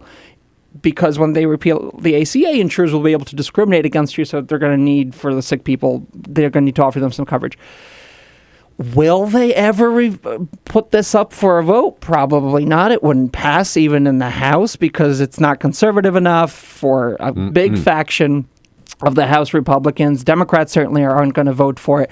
But they feel like, I think leadership believes, at a time when now 5 million people have Obamacare, they announced yesterday, 5 million people, they can't just come to you as a voter and say, give me what you got, and I'm not giving you anything in return. Right. Yeah. Well, that's been the problem all along. But they really don't have a viable alternative. And I think you talk about that ship has sailed with Crimea. I keep making this point. That Arthur Delaney and I were talking about it in the last half hour. That ship has sailed on Obamacare. I'm telling you, Obamacare is here to stay. Bill, it is here to stay. Yeah, it certainly feels the higher those enrollment numbers get, 5 million now, maybe 6 million they'll reach it in these 2 weeks, the final 2 weeks. It's kind of hard to believe. And what, you're going to tell these people, give up your health insurance cards because maybe we'll pass something down the road that will take another year to implement? It doesn't make any sense. They need some kind of real solution. And I think the solution for them to say is, look, this this law is going to stick in place. It's not going anywhere, but there's ways we can fix it. And that's what we're going to focus on. And that's where they can loosen regulations and do everything they want. That's the difference between Democrats and Republicans going into the midterm elections. Republicans are saying, still, we have to get rid of it. We're going to repeal Obamacare. What Democrats are saying is, Obamacare is here. We can make it a lot better, and we're going to fix it. We're going to make it work better. I think that's a better message. I think that's a winning message. It's the only message, really, at this point. Igor Volsky here from Think Progress, thinkprogress.org. Join the conversation at 866-55-PRESS. This is the Bill Press Show. Hey, friends, just a little break here and time out to tell you about something very, very important. It's that time again when we turn to you and ask for your help because we wouldn't be here without you. It's so funny. Everywhere I go, people always say, man, you got 3 hours to fill every morning. How do you do it? How do you keep up with all of it? Well, let me tell you, we work hard at it. We start at the end of every show. The first thing we do, we just sit right down and start planning the next day's show and get a rough outline kind of where we want to go and what guests we might want to have and what we think the big issues are going to be. And then we go out and all day long, we're watching the news, reading the news, looking at the websites, following everything. I'm down at the White House every day at the briefings and keeping on top of things down there. And then we, meantime, Peter and Elisa particularly are on the phone, booking our guests for the next day. We reconvene in a conference call at 5 o'clock every afternoon and find out what guests we've got and where we think we're going to go the next day in terms of issues and things we want to talk about. We're also watching that evening, and then the next morning before every show, we reconvene again and sit down and put it finally together. And then we're on the air. So, it's a lot of work. It's a lot of work, but we love doing it, and we couldn't do it without you. That's the important thing, because Free Speech TV, no corporate money, no government money. It is all viewer contributions. We work only for you and depend on you and ask you to help us once again as generously as you can. And there's a little incentive to do so. You can go to freespeech.org, make your contribution, freespeech.org. If you can give us $120, that's $10 a month. We will send you a mug, a Bill Press mug, and a pound of coffee from Peregrine Coffee, our favorite coffee shop downstairs in this building, for $240 or $20 a month from Cowgirl Creamery, the best cheese in the world. Believe me, made in California, close to our home in California. A special package from Cowgirl Creamery for $360 or $30 a month. You'll get the Cowgirl Creamery selection and a Bill Press mug as well. And a very special treat for those of you able to do so and willing to pledge $1,000 of Free Speech TV. You make your way to Washington anytime with a guest. I will take you and your guest out to dinner, some fabulous restaurant in Washington, and invite you in to watch the show the next morning. So I know you're part of the free speech community, or else you wouldn't be watching this morning. Thank you for watching. Thank you for your help in the past. And now please ask you to dig in again. You know how important it is. I know how much you depend on the independent expression of progressive opinion you only get on Free Speech TV. Now's the time to help again, and thank you.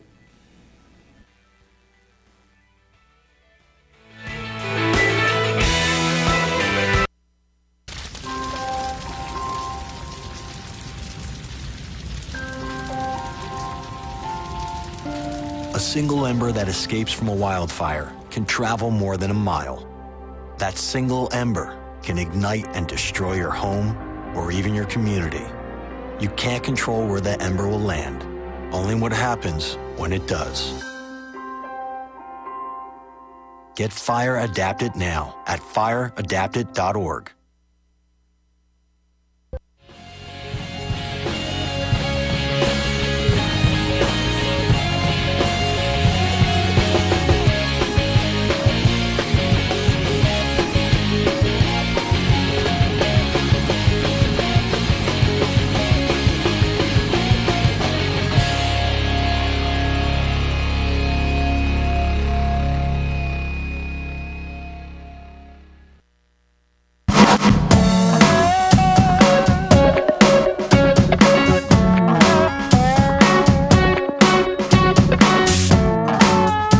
This is the Bill Press Show. President Obama scheduled a Medal of Honor ceremony at the White House later today. How did that all get started? Samuel Rodriguez from the Congressional Gold Medal Alliance joins us in the next half hour to tell us all about it. So, Igor, you have a story about a state senator from South Dakota. Well, yes. Stirred up a little bit. Just about a minute left here. Well, yeah, we thought that the Jan Brewer, Arizona turn away gays bill was bad, which it is. In South Dakota, they had a very similar measure that was a lot broader, that allowed you to turn away African Americans, gay people, anyone who you thought would undermine your religious belief if you allowed them into your establishment.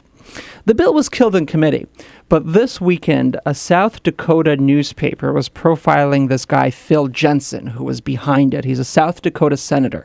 And they asked him to defend it, given all this backlash, and not just Arizona, but across the country.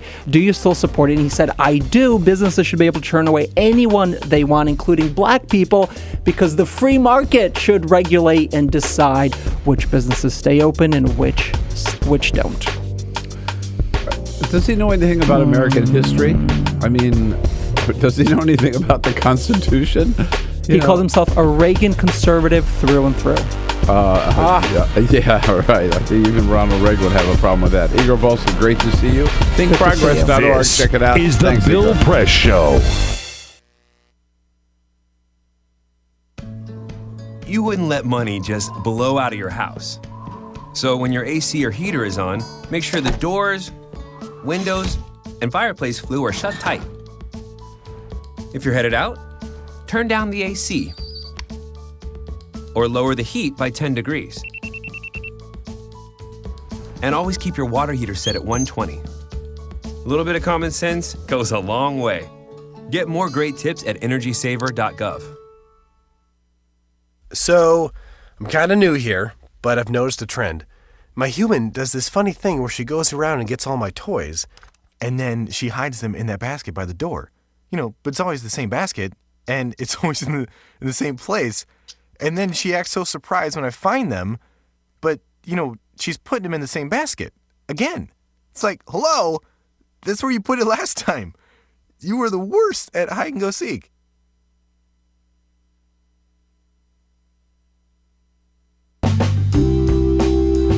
Hey, friends, we'll get back to the news of the day in just a moment here. But first, a little special message. Free Speech TV, the Bill Press Show, and all the other shows on Free Speech TV, it's not only independent news that you're looking for, it's also, as you know, interactive in a couple of ways. The first is every day we tell you what's going on here in our nation's capital, around the country, around the globe. The big stuff, the little stuff, we'll tell you kind of as much as we can squeeze into 3 hours together. And then you tell us what it means to you, to your family, to your community, to you personally, by giving us a call at 866-55-PRESS or going on Twitter at BP Show. It's our handle, or on Facebook at facebook.com/Bill Press Show. So we tell you what's going on. You tell us what it means to you.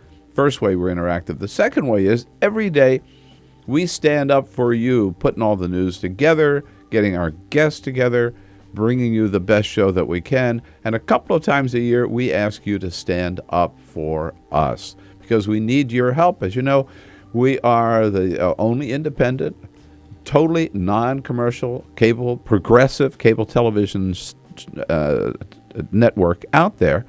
But we depend entirely on you for our source of funding. No corporate funds, no government funds. It's just you that keep us going, keep us on the air.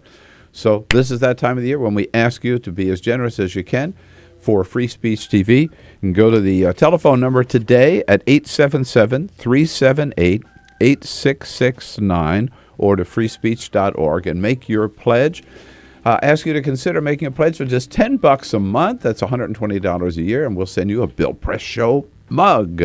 If you can make it up to $20 a month, $240 a year, a great, great gift from the best cheese in the world. Believe me, Cowgirl Creamery out in California from Point Reyes Station. Send you a Cowgirl Creamery selection for $360 a year or $30 a month. You'll get the Cowgirl Creamery and the mug. And as a very special treat for those of you who can afford to pledge and appreciate free speech enough to pledge $1,000, you make your way to Washington, D.C., and we'll have a great evening together. Carol and I will take you out to dinner, and then you'll be invited with a guest to come to dinner and to come see the show the next morning here in the studio with us. I hope you can take advantage of that. Again, the number to call is 877-378-8669. But I can't tell you how important it is. We really love being part of Free Speech TV, getting the first crack at the news every morning, and we depend on your help to be able to continue to do so. We know you love Free Speech TV or you wouldn't be watching. Please help us continue to make it happen for you every day. And we thank you for being as generous as you can. Now, back to the news.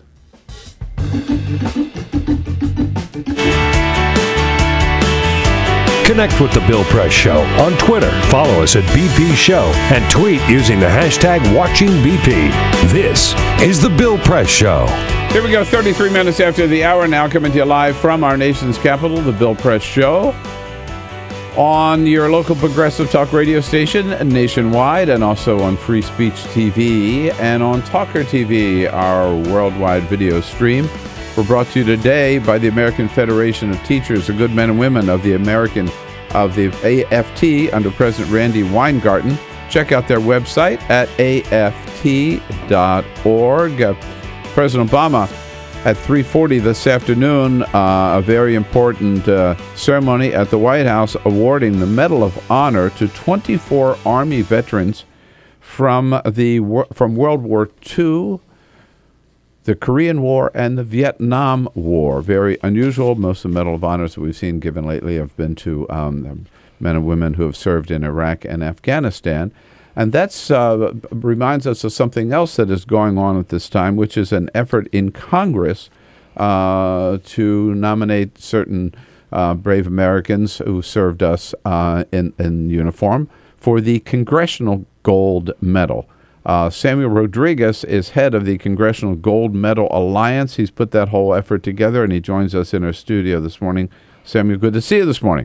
Good to see you, How Bill. close are you to getting the number of senators and House members for the Congressional Gold Medal that you need?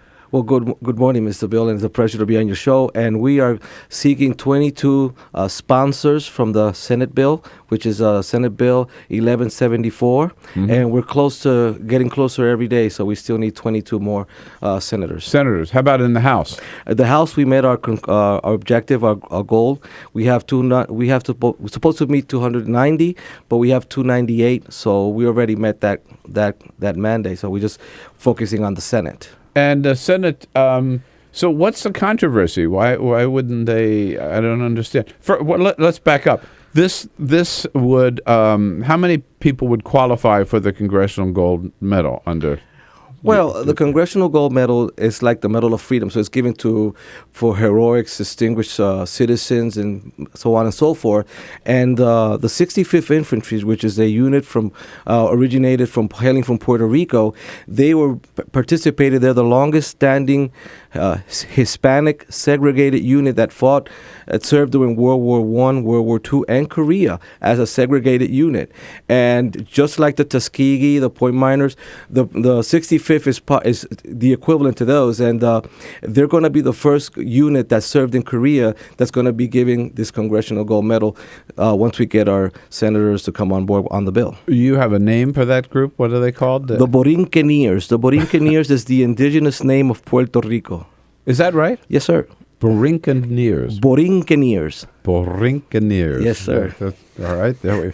And how many members of the medal would honor the unit. The unit, and all those who served in the unit. Is that correct? Yes, sir. Which must be hundreds and hundreds, right? Hundreds and hundreds, and even though they originated in Puerto Rico, we have people from all Hispanics, non-Hispanics. We have generals that Mexican American descent that served in the unit. One of them being General Richard Cavazos, which he served in when he first joined the military as a Hispanic American officer, and he obtained the rank of 4-star general. So we have them all from all nationalities that served with the Borinqueneers. Now, you said that they were a segregated unit? 10-4, yes, sir. They were a segregated unit. During the time when the Army was segregated, they would segregate the African Americans, the Hispanics, and the Japanese. But we are the only Hispanic unit in the military history that fought all wars and Korea. And the members of that regiment were only then from Puerto Rico or only Latinos? No, majority from Puerto Rico. What happened was that they were started in 1899, and in World War I they went to secure the Panama Canal, and in World War II they went as a unit. Some of the members went there, and when Korea came, even though President Truman had desegregated the military, that desegregation bill, executive order, did not hit Puerto Rico, and they just shipped the whole unit as a whole, and they secured the biggest retreat from the Marines in Korea, and then they fought enormously strong battles, and so we have one Borinqueneer living in Maryland. He's 96 years old. Oh my God! And he served during World War II and Korea, and then afterwards he was injured in a mortar attack, and he survived that mortar attack because he had six layers of winter clothing, and that saved him. So, and he came back, and then he continued to serve in the government, and he now lives in Maryland. And were these? I guess they were all men at the time. All men, right? Or? All men, sir. Yeah. And were they American citizens? Absolutely. Puerto Ricans, we have been American citizens since 1917 when the Jones Act was enacted by Congress. And since that day and the day after, they instituted the draft and they all went into the military. And we've been there. Mm-hmm. And will any of these nominees or members of the 65th, 65th Infantry, will any of them be honored today at the White House? Oh, yes. First Sergeant Negron. He's one of those that will be honored today at the White House, sir. And what war did he serve in? Do you know? He served in Korea, sir. In Korea. In Korea. Why is it that these awards today at the White House? Why did it take so long? These are for people who served in World War II, as I understand it, World War II, Korea, and Vietnam. Well, it could have been misunderstanding, miscommunication, or just bias that they were overlooked because of their race. I mean, they were not only Hispanic; they have African American, they have Jewish Americans that also were participating in that, and perhaps they were overlooked. And Congress saw that it was time to reboot our history, and that's what they did. That's my understanding is that particularly for soldiers of Jewish and Hispanic descent, they were kind of not recognized as being eligible for the Medal of Honor at that time. Yeah, they suffered tremendous discrimination, and I can tell you that it's very real because the stories tell you a big part of the story, and the stories are very, very difficult. And Puerto Ricans, for instance, they were not allowed. They were told to shave their mustaches. They could not eat rice and beans. People were separated by color, even though they were brothers and sisters. I mean, brothers, and it was very traumatic. It was very traumatic, but they kept the faith because they had tremendous patriotism, and that's what kept us. That's what kept them fighting forward, and we have to honor that, and it's time. Yeah, I would say so. If again, what is it? SB 1174. It's called the SS 1174. SS. Okay. No, just S. Just the S. S. It's Senate bill. It's 1174. S 1174. Mm-hmm. Who is your chief sponsor in the Senate? Senator Blumenthal from Connecticut, sir. He initiated the bill, and we also have other senators like Senator from New York.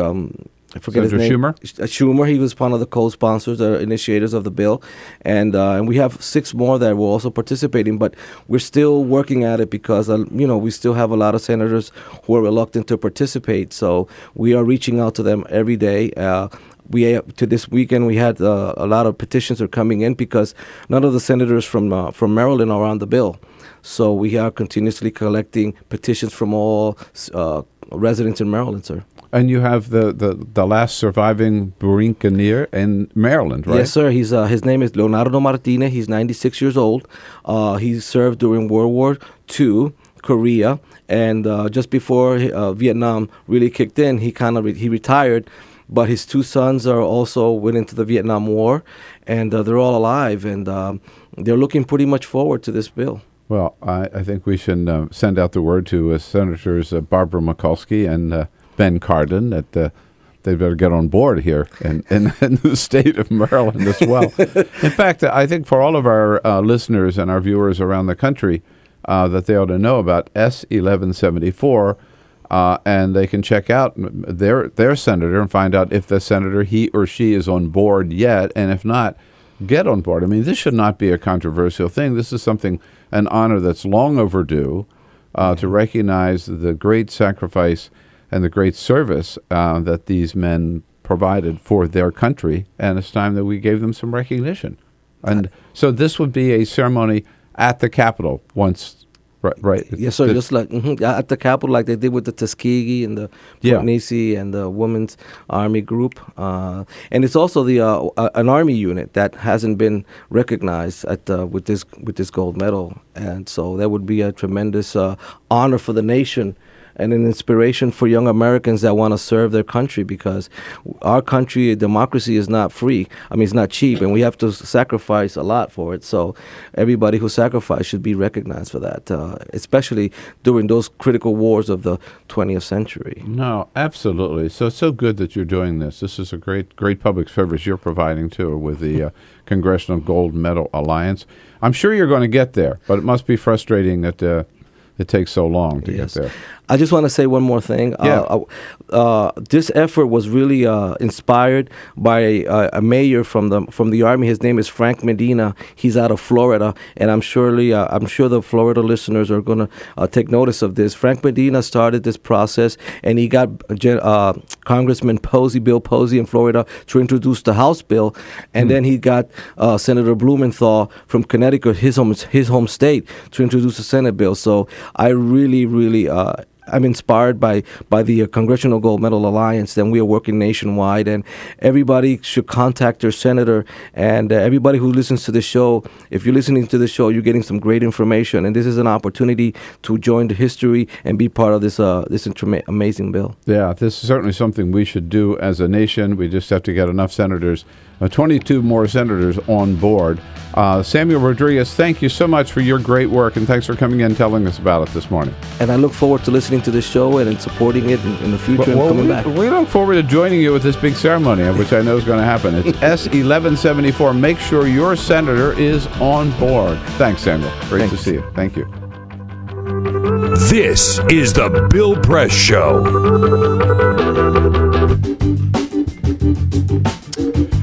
Hey friends, lots to talk about today, lots going on, and we'll get right back to the news of the day and our Bill Press Show this morning in just a second. But first, I want to take a little time out once again to ask for your help for all of us here at Free Speech TV.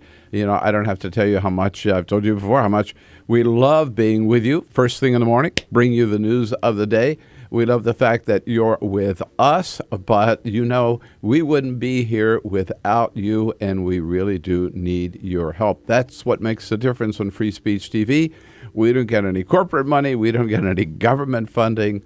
All of our, we don't get any commercial funding. All of our money, all of our revenue for Free Speech TV comes from you, our viewers. I know you appreciate Free Speech TV. Otherwise, you wouldn't be watching. You know that you get here totally unfettered, totally independent, just right, straight news of the day with good progressive commentary all day long from me and from Tom Hartman and Stephanie Miller and Amy Goodman, all of our good friends at Free Speech TV. Well, we wouldn't be here without you. It's just as simple as that. You've been very generous in the past. We're very excited that so many of you already, this pledge drive, have stepped up to the plate. We thank you for that, and if you haven't already done so, encourage you to make that big call today to 877-378-8669 and make your pledge. Be as generous as you can to Free Speech TV, just to keep this independent, the one single progressive television network on the air, and that is Free Speech TV. And encourage you to do so. Very, very excited to be able to offer you. If you could just give us $10, pledge $10 a month, that's $120 a year. You get a Bill Press Show mug and a pound of coffee from our favorite coffee shop downstairs here in our building. If you can up that to $20 a month and a pledge of $240, which we thank you, you'll love the cheese from Cowgirl Creamery. It comes from a part of Marin County where we live in California. I think it's the best cheese in the entire world. We'll send you a selection of Cowgirl Creamery. And for $360 or $30 a month, you get the Cowgirl Creamery, Cowgirl cheese selection, and the Bill Press mug. That's $30 a month or $360. And then, very, very special, and some of you have signed up for this already, if you can afford to help Free Speech with $1,000 and make your way to Washington, D.C., here's what. We will take you out to dinner at one of our favorite restaurants in Washington and invite you to come here the next morning in studio with us to see the show. That'll be a great deal of fun. Hope you'll take advantage of that. Again, the number to make your pledge is 877-378-8669. We depend on you. Please be as generous as you can. Thank you.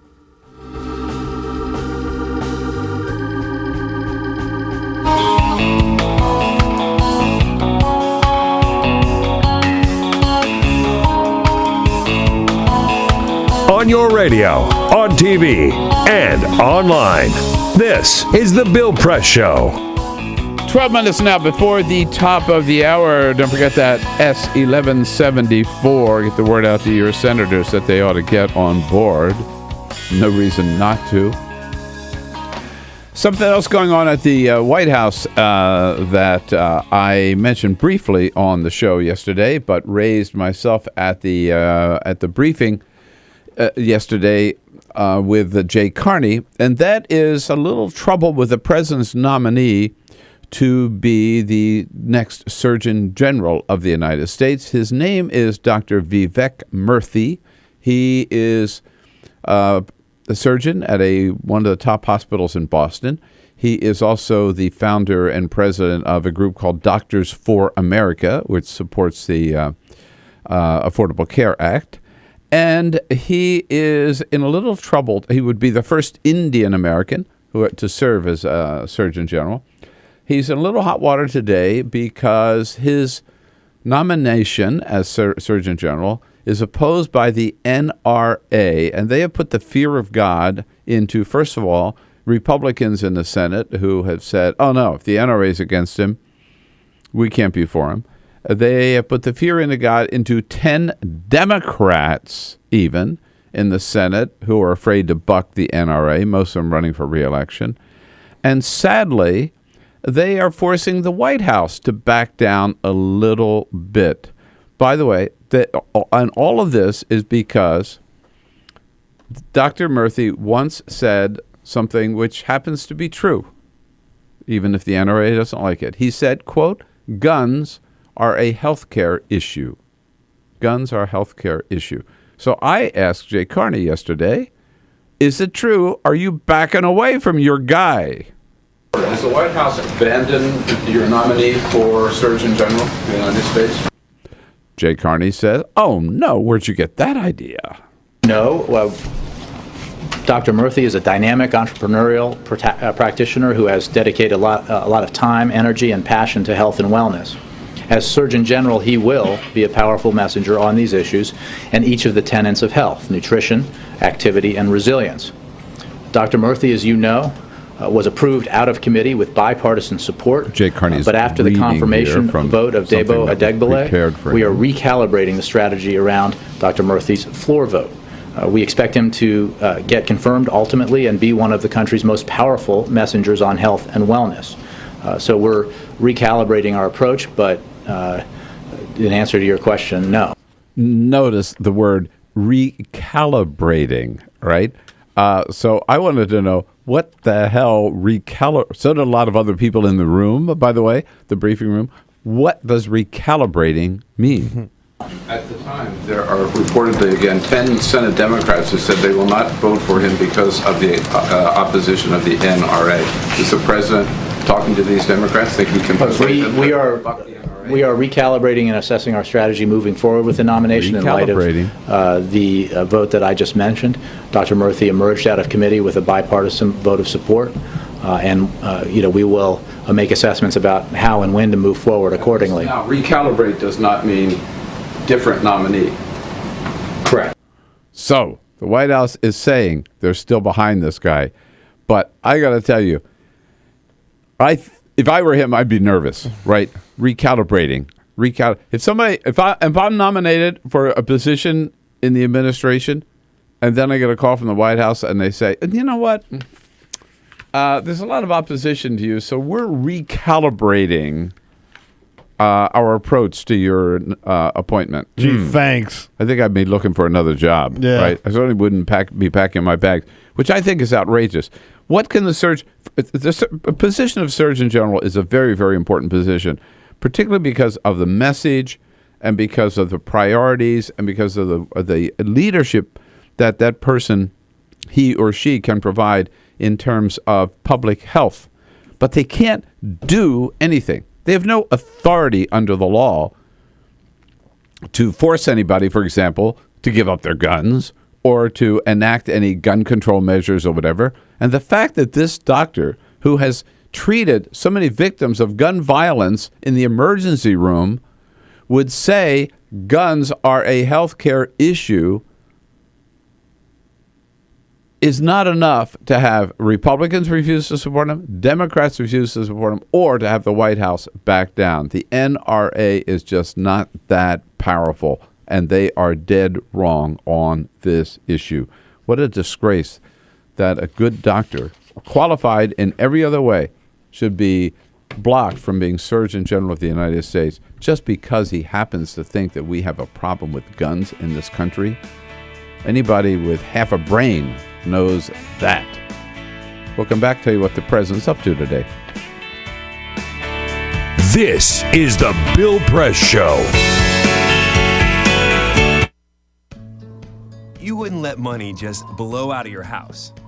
So when your AC or heater is on, make sure the doors, windows, and fireplace flue are shut tight. If you're headed out, turn down the AC or lower the heat by 10 degrees. And always keep your water heater set at 120. A little bit of common sense goes a long way. Get more great tips at energysaver.gov. So, I'm kind of new here, but I've noticed a trend.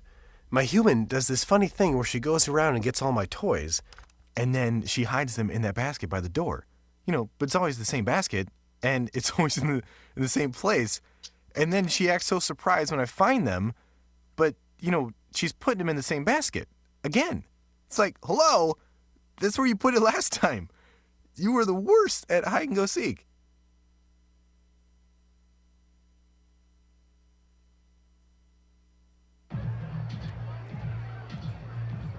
If you drive buzzed, it could cost you around $10,000. You'll face major legal fees, major fines, and steep insurance penalties. You could lose everything. Nothing kills a buzz like getting pulled over for buzz driving, because buzz driving is drunk driving. When some people struggle with their mortgage payments, they become frozen, petrified. Not knowing what to do, they do nothing.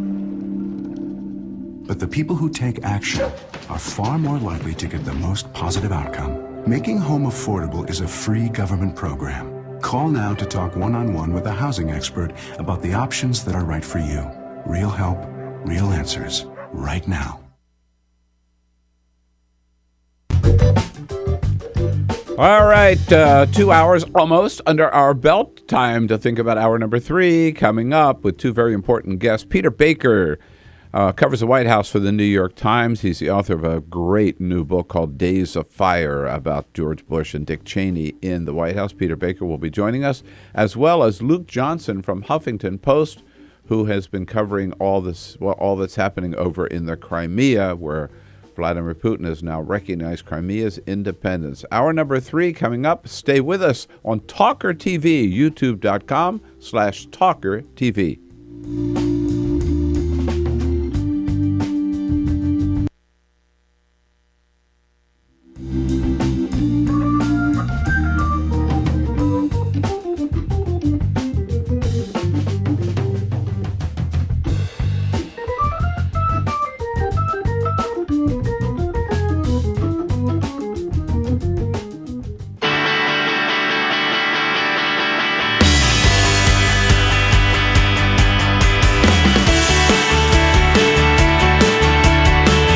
This is the Bill Press Show.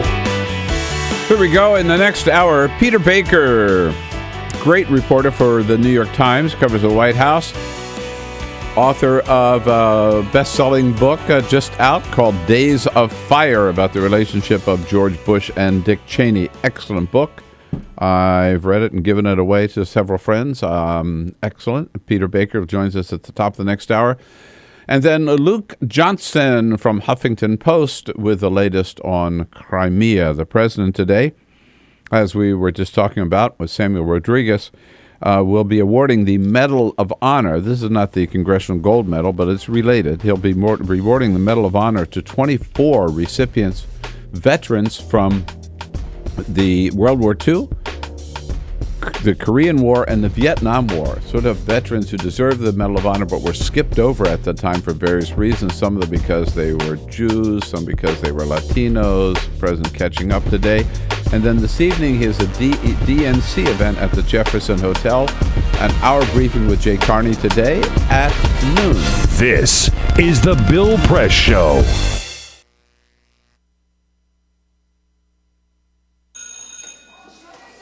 Don't look at me.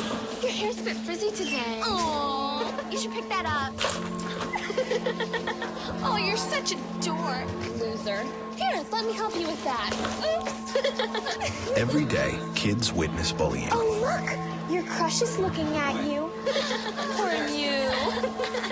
They want to help, but don't know how. See, no one here's gonna help you, because no one Teach likes your you. kids how to be more than a bystander. Visit stopbullying.gov. If you drive buzzed, it could cost you around $10,000. You'll face major legal fees, major fines, and steep insurance penalties. You could lose everything. Nothing kills a buzz like getting pulled over for buzz driving, because buzz driving is drunk driving. When some people struggle with their mortgage payments, they become frozen, petrified. Not knowing what to do, they do nothing. But the people who take action are far more likely to get the most positive outcome. Making home affordable is a free government program. Call now to talk one-on-one with a housing expert about the options that are right for you. Real help, real answers, right now. Here at the GED Pep Talk Center, we have pep talkers standing by to get you motivated for your GED diploma. Text the name Terry to 69222 for a sympathetic pep talk. You show people what you really are. Or for a gentle pep talk, text the name Deborah. You know you're going to make people very proud of you. And if that's not enough, text the name Danny for an extreme pep talk. Prove everyone wrong. Show them you're the boss. Get your GED pep talk and find free GED classes. Text the name of the person you want a pep talk from to 69222.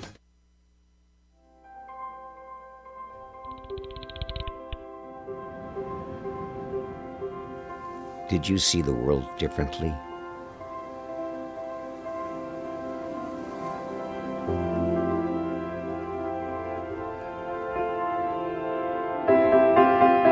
Did you celebrate the victory?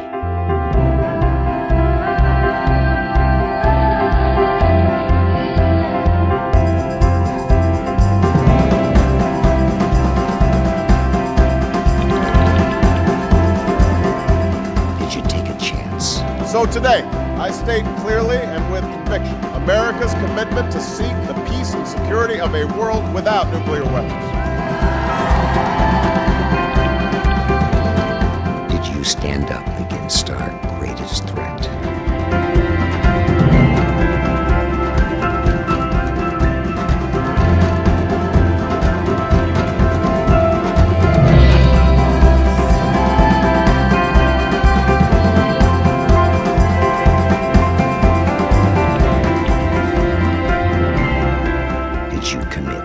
Change the world.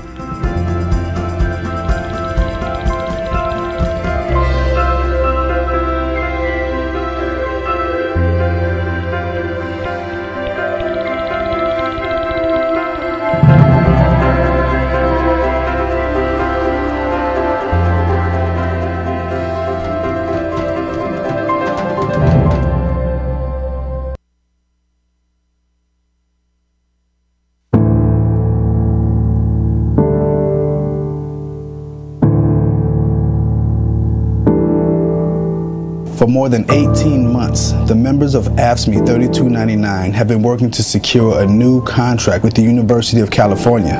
With workplace injuries at UC skyrocketing and government fines related to safety deficiencies at UC hospitals skyrocketing, Local 3299's top priority has been safe staffing at the workplace. We've been short of people like for the last 5 years. They're stretching us thin, which the students are suffering, the faculty suffering, and the patients are suffering. While UC administrators have granted these standards to other UC workers, they have refused to make similar accommodations for AFSCME represented workers who perform the most physically demanding labor at UC. It takes a whole team to take care of the patient. It's not just the RN and it's not just the doctor. The nurses were able to win a great contract, and AFSCME workers, the patient care workers and service workers, they're part of the team and they deserve that same fair contract too. We take pride into working for the university, and we feel like the university doesn't value the work that we do. But the second-class treatment of AFSCME workers doesn't end at safety and staffing. On wages, benefits, and other issues, UC refuses to offer AFSCME 3299 members the same respect they afford their other workers.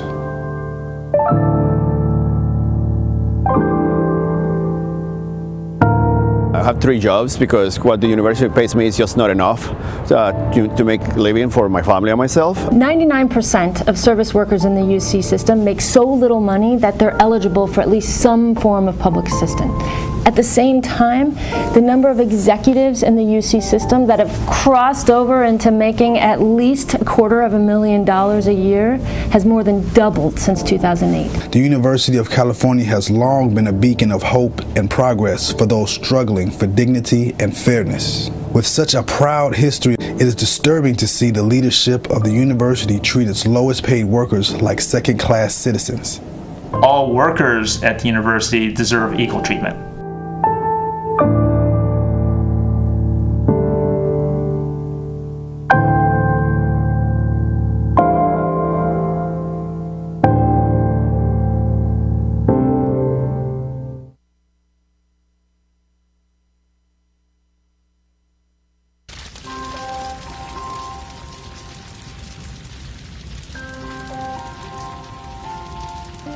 A single ember that escapes from a wildfire can travel more than a mile. That single ember can ignite and destroy your home or even your community. You can't control where that ember will land, only what happens when it does. Get Fire Adapted now at fireadapted.org.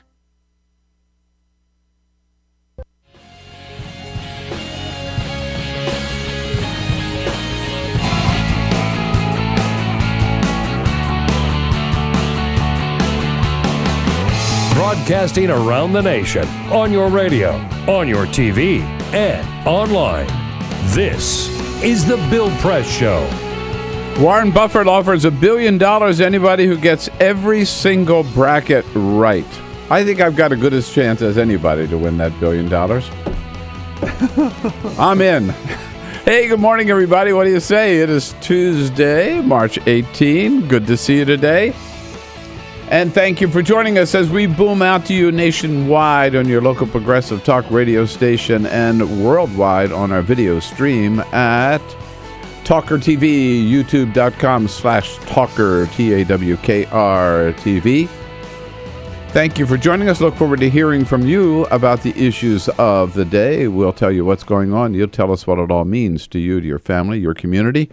Give us a call at 866-55-PRESS or send us your comments on Twitter at BP Show, on Facebook at facebook.com/Bill Press Show. Coming to you live from our nation's capital, our studio right here on Capitol Hill in Washington, D.C. with our team of Peter Ogburn and Lisa Murphy. Hey, hey, hey. Good morning. Good morning, guys, with Alicia Cruz standing by to take your phone calls. And on the video cam, behind the video cam, Cyprian Bolding keeping us looking good on camera. We had a little snowstorm here in Washington, D.C. We survived it. In Los Angeles, no snow. They had a different kind of a natural phenomenon to deal with. An earthquake yesterday morning. Former neighbor of ours on West Knoll Drive in West Hollywood texted me during the show yesterday. Oh, my God, I was just in the shower. We had an earthquake.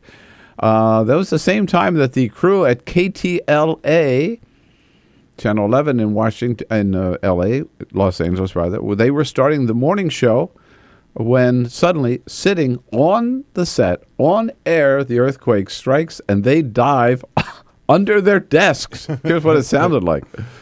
Ginger, thank you. Coming up, more problems for a troubled earthquake. Yep, We're having an earthquake. No doubt about it. Yeah, goodbye. They're under the dead. There they are. Okay, it appears to have stopped. They poke up. We're gonna jump right now to Look at our cameras behind us. to the U.S. Geological Survey. Let's get right on that right now. That felt very close. Very strong. Yeah, let's get right on that. Yeah. Okay. All right, Henry, we're going to bring you into this. You can see right now. I mean, we've got stuff kind of here. They're just flailing. What do we do now? We're scared. Ceiling falling from the rafters up here. All right. Ceiling falling? Yeah, man. I've been through many earthquakes in California, but never on the air. On the air when it happened. No. So Okay. what you got to do is you got to take care of yourself. Start winging it. Exactly. Yeah. They did. Yeah. Hey, a lot coming up here. Peter Baker covers the White House for the New York Times. He'll join us at the top of the hour. And then Luke Johnson from Huffington Post will be here in studio with us a little bit later. We'll get right to it with Peter Baker. But first, this is what do you got, Full Peter? Court Press. Just a couple of other stories making news. Yes, indeed.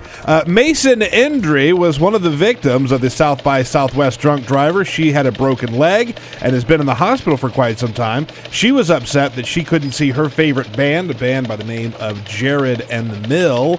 She reached out to them on Twitter. So the band brought the concert to her, went and visited her in the hospital, gave her her own private hospital room concert right there in Austin, Texas, while she's recovering from her injury. That's great. Good for them. Good story. The NCAA tournament, Bill. It's this. I'm ready. You got to have your bracket ready by Thursday, so we have to do those soon. God. But a mix-up by the NCAA is a little embarrassing. As we talked about, George Washington University, from right here in D.C., is in the tournament. Georgetown University is not in the tournament. So the NCAA put out a T-shirt that has all the logos of all the teams that are in the tournament. Oh, no. And they put the big G for Georgetown and not a GW for George Washington. Oh, that's just bad news. Embarrassing for everyone there. Because we know the rivalry between those two schools. Exactly. Yes, indeed. And, Bill, we may be talking about the next congressman from the state of Louisiana. That man is 86-year-old Edwin Edwards, who announced yesterday he is running for Congress. He showed up with his wife, 35-year-old Trina Edwards, and his two daughters. Both of them are in their 60s. And then he has a new baby boy. And he also has a newborn baby boy. He showed up yesterday. He did serve an 8-year prison term for racketeering. He's now a free man, ready to run for office, and he's ready to go. Edwin Edwards. I covered his race against David Duke when he was running for re-election. David Duke running against him. And it was the Nazi versus the KKK. The KKK versus the crook. And the bumper stickers for Edwin Edwards actually said, "Vote for the crook. It's important." There you go. My favorite political campaigns. Rocky times indeed for President Obama these days, particularly on the foreign policy front. Peter Baker covers the White House for the New York Times. He's author of the great new book, Days of Fire, joining us on our newsline this morning. Hello, Peter. Hey, Bill, how are you? I'm good. Good to have you with us. Welcome to the program. You know, I loved your book. I've told you that. And reading Days of Fire about the relationship between George Bush and Dick Cheney. Have you thought about what if George Bush were in the White House today with Vladimir Putin basically gobbling up Crimea? What do you think Dick Cheney would be telling George Bush? Well, you know, they had sort of this kind of scenario, of course, in 2008 when Russia went to war with Georgia. And there was, in fact, a lot of, real serious consideration inside the White House about what to do about this, right? Dick Cheney, in fact, said, look, Saakashvili, the president of Georgia, has called me. He's asked for Stinger missiles. We need to decide what to do. And there was a lot of there was some discussion about whether they should bomb the Roki Tunnel, which is what leads from Russia into Georgia. And finally, it kind of came to this moment where Steve Hadley, who was the national security advisor, says to the team around the table, he says, okay, who here thinks American troops should be part of this confrontation? And Bush kind of thinks to himself, what is he doing? What is he talking about? And then he realizes what Hadley's trying to do, and in fact, is call everybody's bluff and say, look, this is what we're talking about here, so if you're going to get some sort of military involvement, that's where it might lead. And everybody around the table said, no, we don't want to do that. So he kind of he kind of forced that issue on the table. And then they responded with other measures, none of which actually seemed to deter Vladimir Putin any more than the measures that President Obama and the Europeans have taken today. Yeah, well, that's what gets up to today, right? Is the president yesterday comes out again in the briefing room and announces these new sanctions and everything. It didn't seem to have any impact at all on Vladimir Putin, right? Just sort of like, again, the parallel to what happened in 2008. Vladimir Putin brushed it off like a mosquito bite. This morning he addressed the power elite in Russia, said that Crimea is an integral part of Russia, and then he signed a treaty with the new Crimean powers for annexation that the Parliament is expected to ratify that later today. So, President Obama and the Europeans keep talking about an off-ramp to try to defuse the crisis. President Putin has not only passed the off-ramp, he's accelerating big time. Doesn't it look to you like, President Obama just is like the kid holding his finger in the dike, right? I mean, I'd have to say, I don't think there's any way that they can stop Crimea from being part of Russia, if that's what the people of Crimea want, and if that's what Putin wants. Yeah, I think, look, it's a fair point. I mean, it's the truth is, of course, the referendum that took place on Sunday was hardly a model of democracy. Yeah. It was held under, point of gun in effect with Russian occupation troops, and there were evidence of rigging votes and so on. Having said that, it probably reflects a majority of the population in Crimea, and if that's the case, it makes it a little harder for the West. It's not a hostile takeover in that sense, but it's a bad precedent. They don't like the idea of part of a country being swallowed up by a bigger neighbor. Obviously, that's got a lot of people very nervous. Vice President Biden today just arrived in Warsaw to try to reassure NATO allies in Eastern Europe that the United States will stand with them. But it's a very perilous moment. And I was going to ask you next about the vice president's trip, because it's not a pure coincidence that he is going to Eastern Europe, to Poland and to Lithuania, I believe, right? Because exactly. Look, those are the ones who are closest to Russia, have felt the pressure from Moscow for centuries, and are most nervous at this moment. The difference, of course, between them and Ukraine is they're NATO allies. There is a treaty obligation on the part of the United States and the rest of Europe to come to their aid should anything happen, and so that's what Vice President Biden is there to remind them of. Yes, we will abide by Article 5 of the North Atlantic Treaty. But, you can understand why if you're in Lithuania or Poland, you're not feeling all that comfortable today, because especially in the Balts, there are Russian-speaking minority populations that, could once again provide the predicate for some sort of interference, probably not Russian troops, but some sort of interference where Vladimir Putin claims the right to protect Russians from what he perceives or what he claims to be persecution. Is the subtle, maybe not so subtle message here, okay, we know you're probably going to get Crimea, but don't think about going anywhere else, right? Yeah, I think it's about right. I mean, the West can't say that. It can't say that it's lost Crimea, but in effect, it's really hard to see how they could possibly roll this back. Nobody today envisions that being any possibility in the near future. And you're right. The idea is, let's listen no further. At least, do not go into Donetsk, do not go into Kharkiv, the eastern Ukrainian cities, which do have sizable Russian-speaking populations. And that's the real question. How far does Putin tend to go? Does he tend to basically pocket his winnings here, in effect, and call it a day? Or is this just one more step in a larger plan that he has to basically split apart Ukraine? Peter Baker, our guest, he's a White House correspondent for New York Times. Of course, it's NewYorkTimes.com. So, Peter, when you look at Crimea, you had a piece about this the other day. This is a real test of the president's approach to foreign policy, which has sort of been, maybe not so much the cowboy, macho approach that we saw under George W. Bush, to a more restrained, if we were strong but restrained approach. But if you look at the Crimea today, if you look at the lack of progress in the Middle East, if you look at Syria, the continuing civil war, there's not a lot to show for success of the president's approach, is there? No, it's been a rough time on foreign policy, and look, what he will say is, look, we got out of Iraq and we're going to get out of Afghanistan. Those are going to be the signal foreign policy legacies of my presidency, and I think the American public is with that. That's something they want.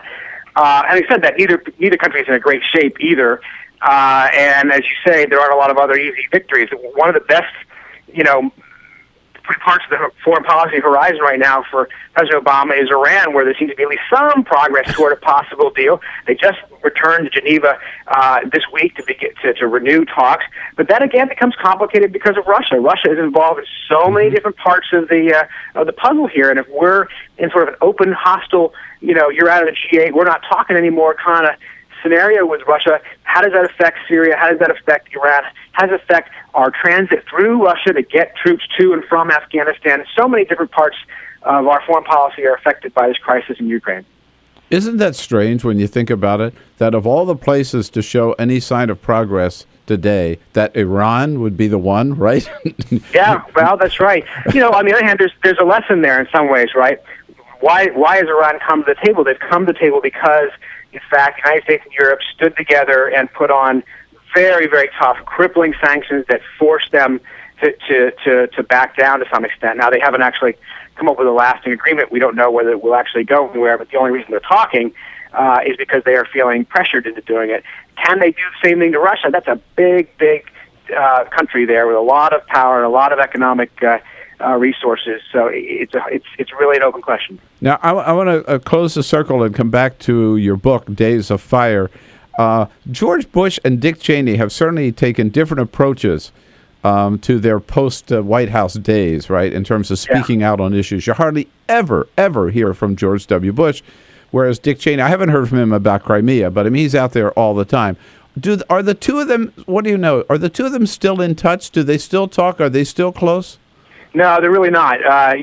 President Bush traveled to South Africa with President Obama on Air Force One to Mandela's funeral a couple months back, and he was asked about this on the plane, and this got reported, and even though it's off the record, and he was asked, how often do you talk to Cheney? And he says, never.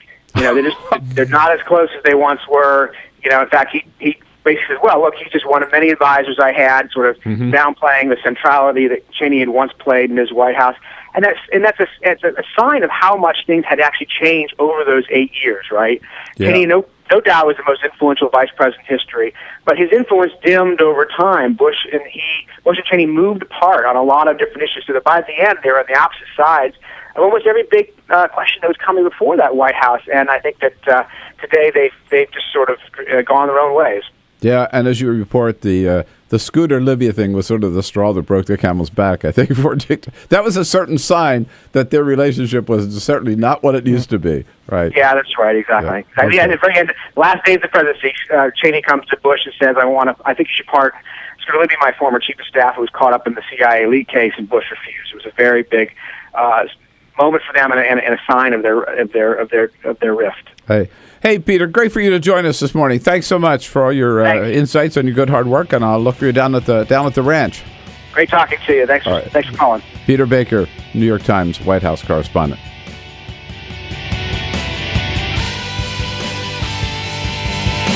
This is the Bill Press Show.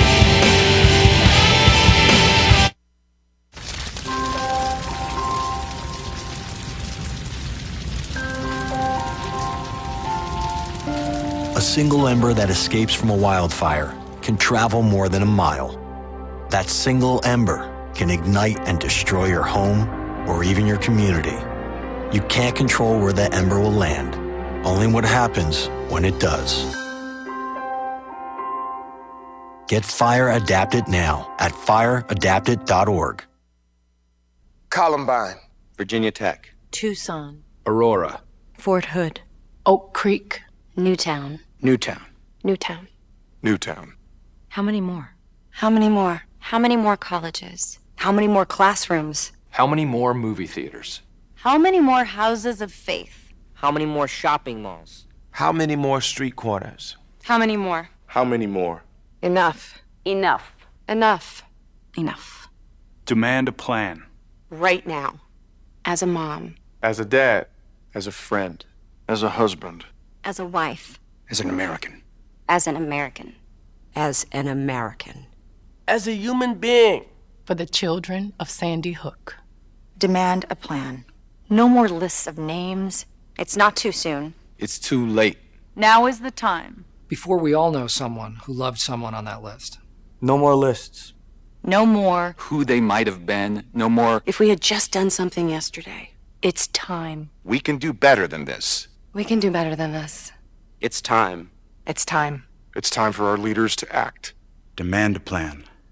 Right now. Right now. You! Demand it! Enough. Enough. Enough. Enough.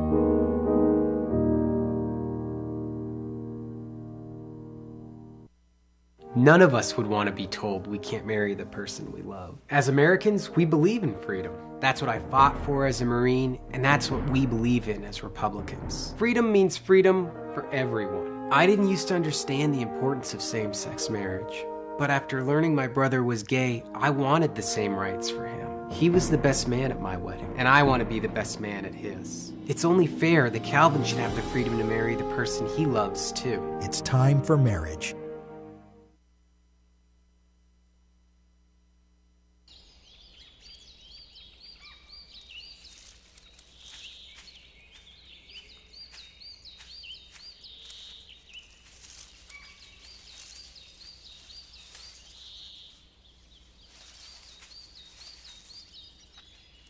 At Earth Justice, we defend the environment in the courtroom. Join our fight. When you take a seat, you take a stand. Earth Justice, because the Earth needs a good lawyer. So, I'm kind of new here, but I've noticed a trend. My human does this funny thing where she goes around and gets all my toys, and then she hides them in that basket by the door. But it's always the same basket, and it's always in the same place. And then she acts so surprised when I find them, but, she's putting them in the same basket. Again. It's like, hello, that's where you put it last time. You were the worst at hide and go seek.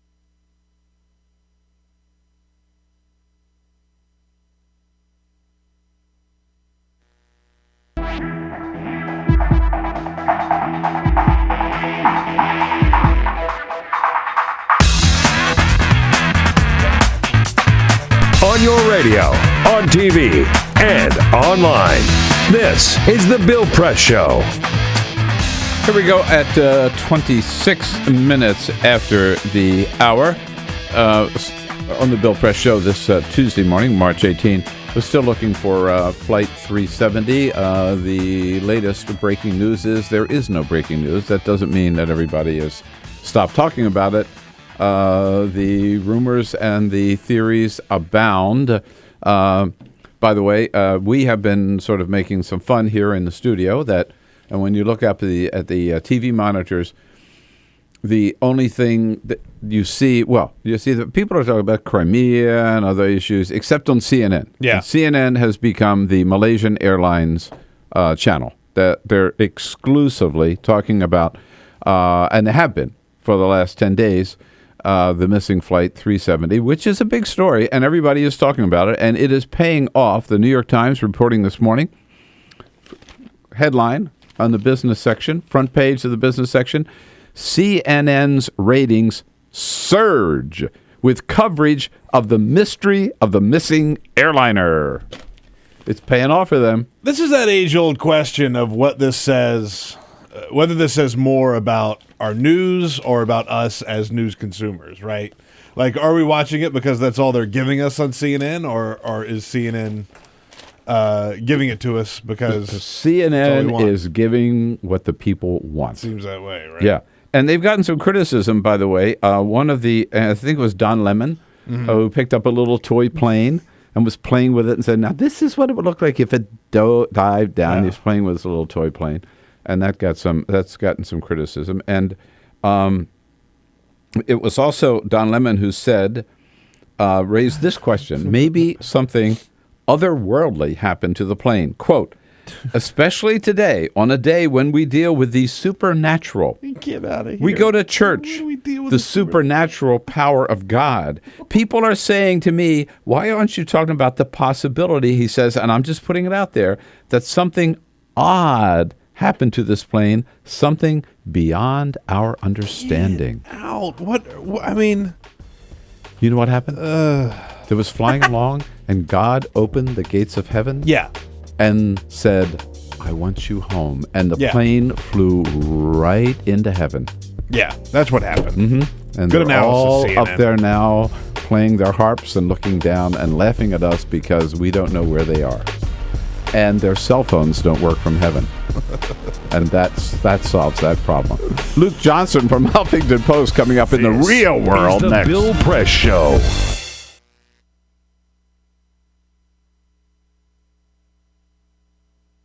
This is my computer. This is your computer. Let's go on the internet. Let's go. Click it. Yes.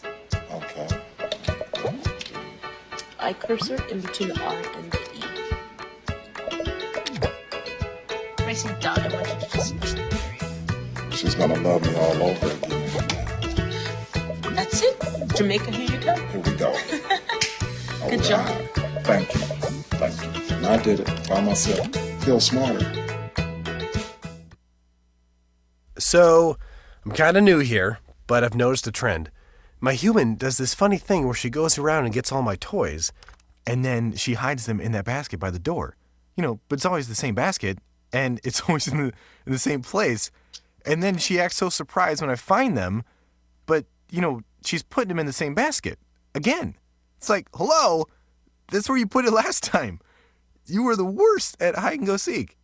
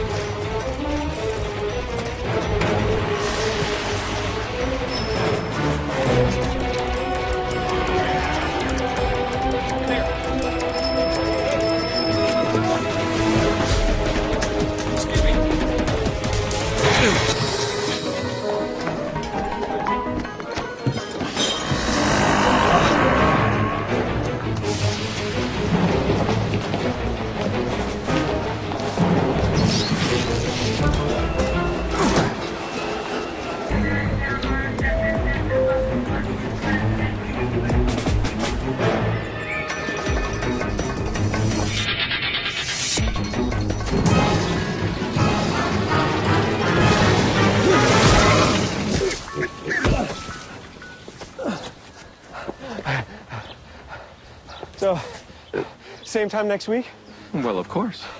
Put away a few bucks, feel like $1 million. For free tips to help you save, go to Feed the Pig.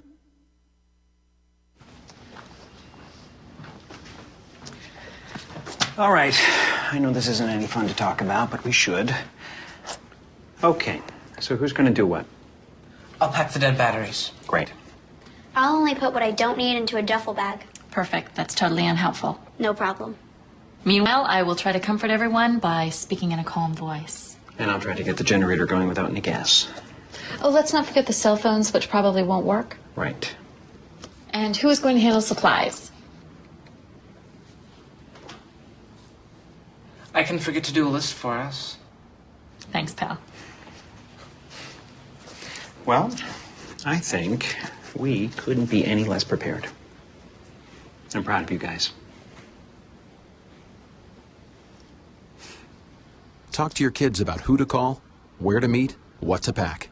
Visit ready.gov/kids for tips and information. Hey, thanks for stopping by. You know, I followed your character since the first episode. I'm a big fan. Big fan. Thank you. And listen, your storyline, it makes for incredible TV drama. Thing is, your drug use is very adult content. Too adult for the kids. So I'm gonna have to block you. Oh, man. Yeah. Well, Have a good one. You're a nice lady.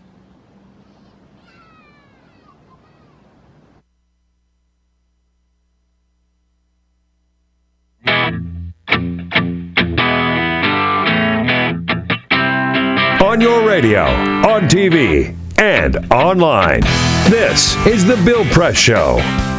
33 minutes after the hour, Tuesday, March 18, The Bill Press Show. Brought to you today by the United Steelworkers and their colorful, articulate international president, Leo Gerard. United Steelworkers, North America's largest industrial union, representing over 1.2 million active and retired members. Check out their good work at usw.org.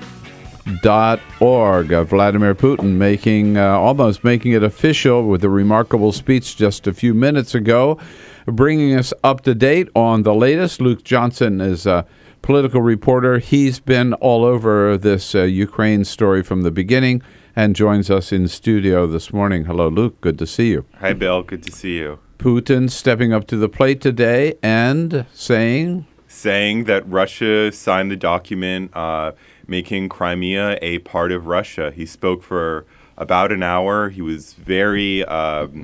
he spoke in the Russian parliament? He spoke in the Russian parliament. Basically, every figure in the government was there, and he spoke to huge applause, and he said the West, declared Kosovo independent, so we're going to declare Crimea independent. Crimea and Russia really want this. Russians really want it.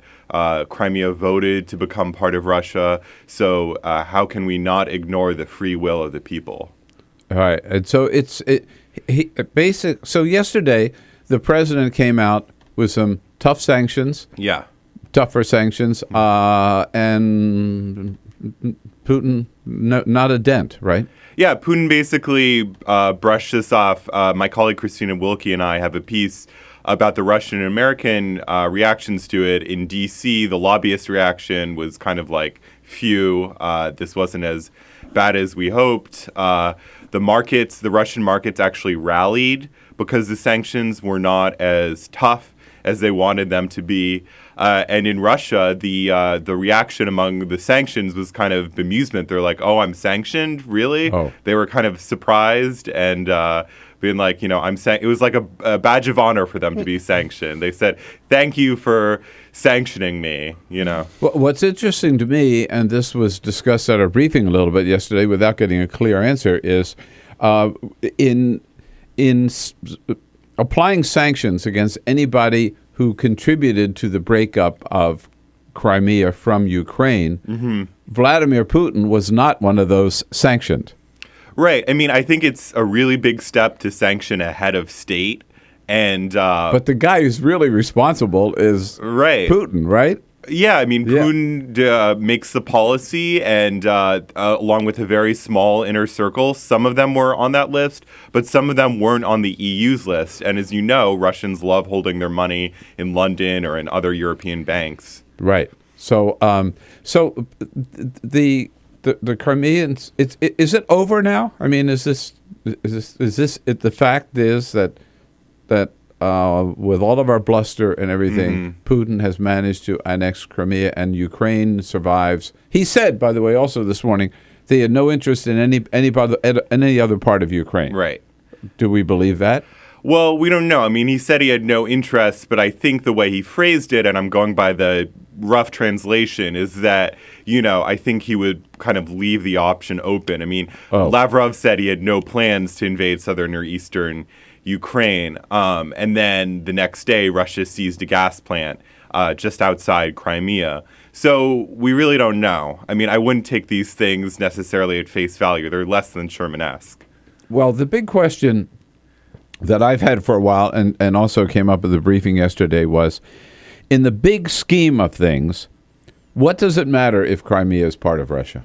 Well, I think Crimea being part of Russia, the West won't recognize it. The European Union will not recognize it. But if it's part of Russia, again, what does that? Doesn't matter, right? I mean, if they're part of Russia, they don't need individual recognition. Well, I think it matters for a few reasons. I mean, it'll still be on maps. It'll still be a part of Ukraine. Ukraine will still say this is our territory. It will ruin, any kind of investment that Crimea gets because it'll be this disputed territory. So, international recognition does kind of have matter. Right. Does Putin have designs beyond Crimea, do you think? I mean, let's talk about the vice president's trip. It's no accident that he's in Eastern Europe. He's in Poland today. He's going to Lithuania. What's his message? Well, I think he wants to reassure. And what's the purpose of this trip? Yeah, he wants to reassure some of those countries. By the way, the Baltic states are EU members and they're NATO members. So that's something more than Ukraine. Yeah. So I don't think Putin's about to invade the Baltics or invade Poland. But those countries are very nervous. They see Putin, bringing troops into a sovereign nation outside his borders, and that is, very worrying for Poland and very worrying for the Baltic states who were annexed by the Soviet Union, and the U.S. never recognized that.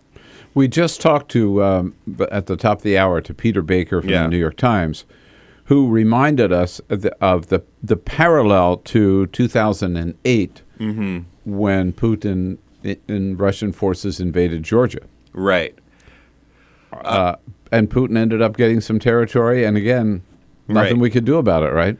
Right. There are similarities. Putin invaded, South Ossetia and Abkhazia were two kind of disputed territories already that were de facto controlled by Russian allied forces, and Georgia kind of tried to make a move on it, and Russia responded with overwhelming force. Russia did not go into Tbilisi, did not try to take over other parts of Georgia, but they got those territories back, and they sent a message to the then very pro-Western Mikhail Saakashvili that if you try to take those territories for Georgia, you'll be reprimanded. And they're still de facto controlled by Russians. They have Russian troops there. I think Putin's looking for a similar thing in Crimea. And we tend to think of this from our perspective, right? This is an outrage. These are sovereign this is a sovereign state, and these are sacred borders, and all that kind of stuff. And how dare Putin do something so crazy? Domestically, internally in Russia, this is not hurting Putin inside of Russia, is it? No, there are various anti-war protests going on in Moscow and St. Petersburg, but Putin's approval rating is very high right now. I think most Russians probably want Crimea to be a part of Russia. So Putin's ratings, as measured by state-owned pollsters, which is tricky to exactly pinpoint, but I think there is some truth that he's getting a huge popularity surge because of this, as all leaders do during a war. Yeah, and I saw that it's a big standing ovation in the parliament today or whatever. Huge Soviet-style cheering, rhythmic clapping. It was something else. Well, after he blew $50 billion on the Olympics, maybe this is his way of... we were wondering, why would he do this to squander all the goodwill that he got out of the Olympics? Maybe we're looking at it the wrong way, right? The reason he did this is to change the subject and to say, well, you see, so what? I might spend a lot of money on the Olympics, but I'm standing for the motherland, right? The Olympics... if this had happened before the Olympics, I would assume that you would have heard the boycott calls were much louder than before that. But Putin freed some political prisoners, like the Women of Pussy riot, and granted amnesty to Alexei Navalny and Mikhail Khodorkovsky, had the Olympics. Then you have this Ukraine action where the West is just up in arms about it. Yeah, that's amazing that they could do this, and this may be. And the Russian market has responded. At one time it fell, right? But now it's rebounded. So right after the Russian troops entered Crimea, the Russian market plunged at least 10%. The ruble plunged against the dollar and the euro. It was looking pretty bad.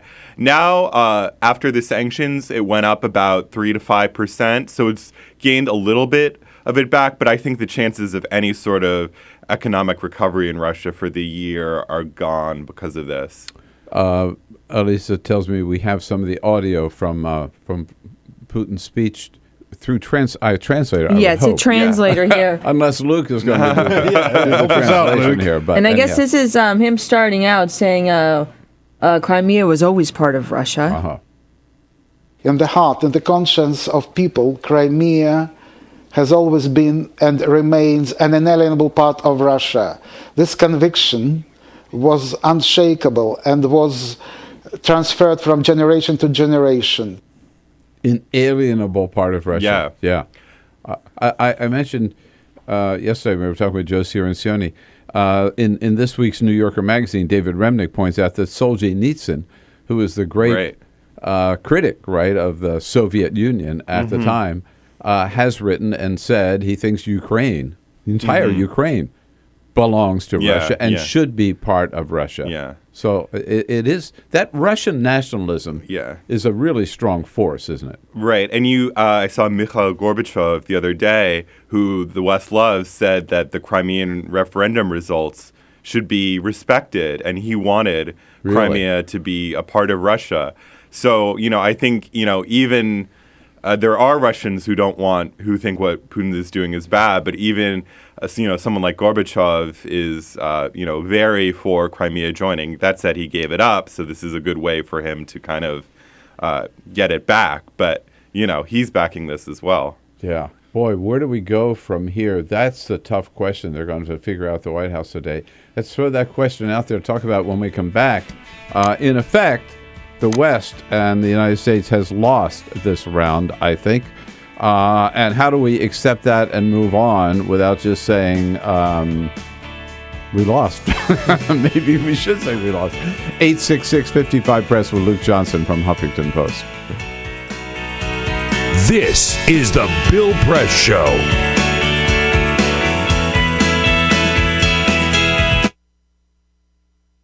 It is possible to read the history of this country as one long struggle to extend the liberties established in our Constitution to everyone in America.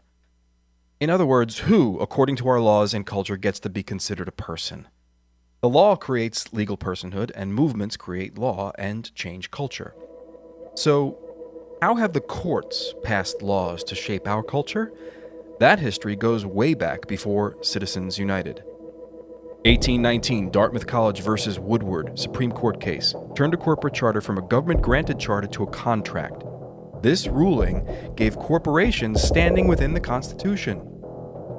1886, Santa Clara County versus Southern Pacific Railroad. Though the court did not rule on corporate personhood, the decision was subsequently cited as a precedent to hold that a private corporation is entitled to the same 14th Amendment rights of due process and equal protection as human beings. This makes it impossible for us to make laws that treat local businesses any differently than giant multinational corporations, even if their business practices are deemed to be harmful to workers, the environment and communities, or if they have a history of violating the law. Hale versus Henkel, 1906. The court granted corporations the Fourth Amendment search and seizure protection. Dodge versus Ford Motor Company, 1919. The Michigan Supreme Court says the business corporation is organized and carried on primarily for the profit of the stockholders. Stockholder primacy is established. The purpose of the corporation, according to the court, is no longer to serve the public good, as it had been. It is now to maximize profit for shareholders above all else. Pennsylvania Coal Company versus Mahon, 1922. Corporations get the Fifth Amendment takings clause, meaning if you pass a regulation that impacts a corporation's ability to make a profit, that is deemed a taking, and they can sue for the right to future profits lost. This creates a chilling effect, and local and state governments become much more hesitant to pass laws in the public interest for fear that corporations can claim loss of potential profits that cities and states will be on the hook to pay. Buckley versus Vallejo, 1976. The Supreme Court rules that spending money to influence elections is protected under the First Amendment, in effect saying that money is speech. Citizens United versus Federal Election Commission, 2010. Today, the Supreme Court of Chief Justice John Roberts declared that because of the alchemy of its 19th century predecessors in deciding that corporations had all the rights of people Any restrictions on how these corporate beings spend their money on political advertising are unconstitutional. The court's ruling threatens to undermine the integrity of elected institutions across the nation. It's a rejection of the common sense of the American people.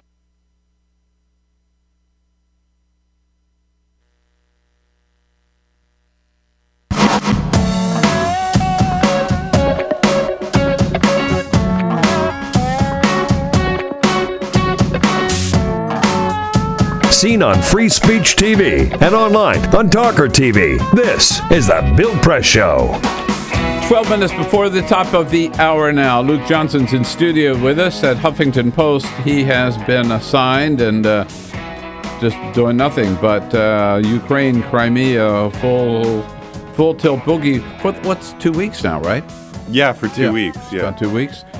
So how does the president move on beyond this without just admitting defeat, which we can never do?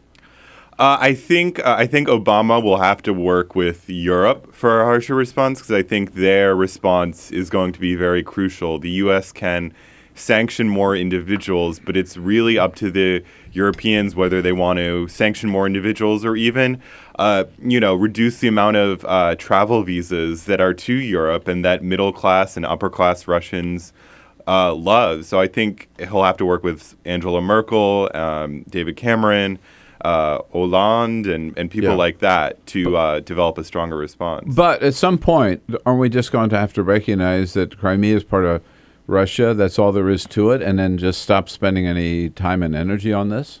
That's where it may go. There are other disputed territories like Northern Cyprus that Turkey recognizes and the rest of the international community doesn't. Right. I mean, Russia doesn't recognize Kosovo. So, it may be that Crimea will be recognized by Russia and its allies as part of Russia, but the rest of the international community won't. Can Ukraine survive without Crimea?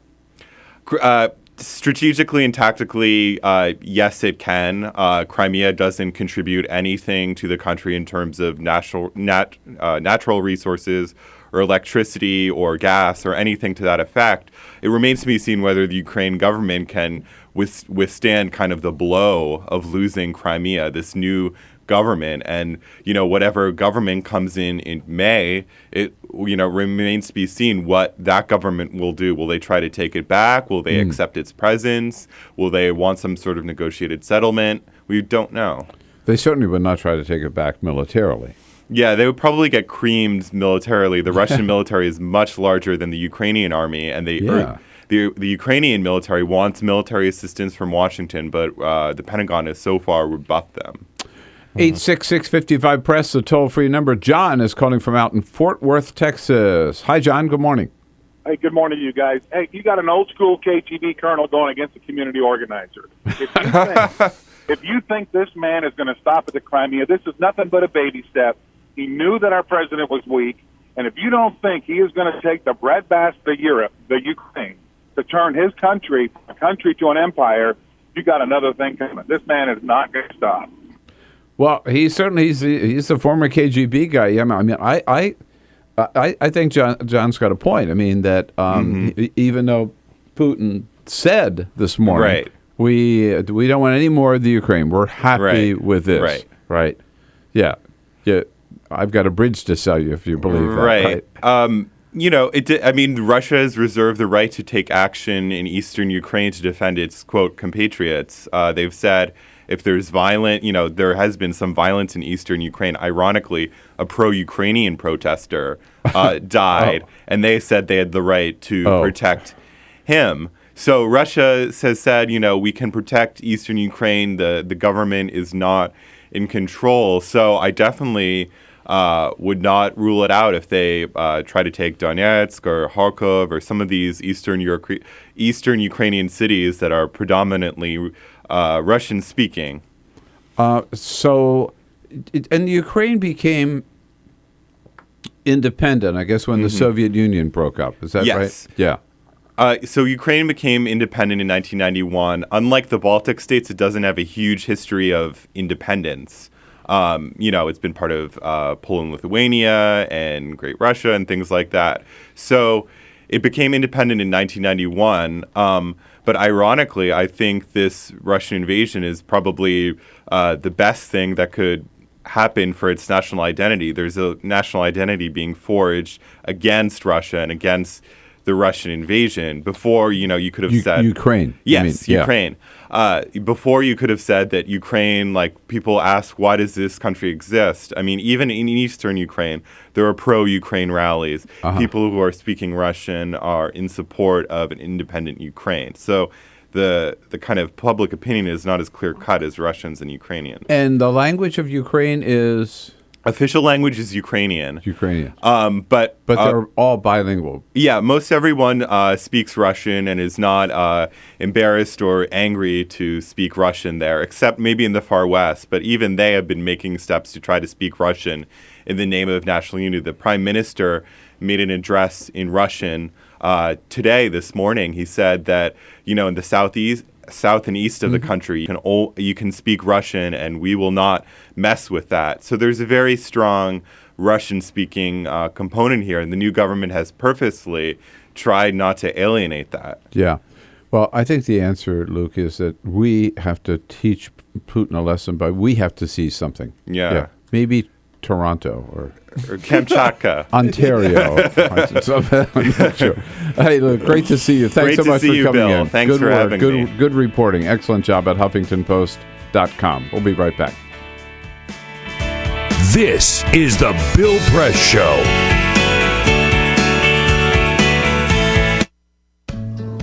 You wouldn't let money just blow out of your house. So when your AC or heater is on, make sure the doors, windows, and fireplace flue are shut tight. If you're headed out, turn down the AC or lower the heat by 10 degrees. And always keep your water heater set at 120. A little bit of common sense goes a long way. Get more great tips at energysaver.gov. So, I'm kind of new here, but I've noticed a trend. My human does this funny thing where she goes around and gets all my toys, and then she hides them in that basket by the door. But it's always the same basket, and it's always in the same place. And then she acts so surprised when I find them, but, she's putting them in the same basket. Again. It's like, hello, that's where you put it last time. You were the worst at hide and go seek.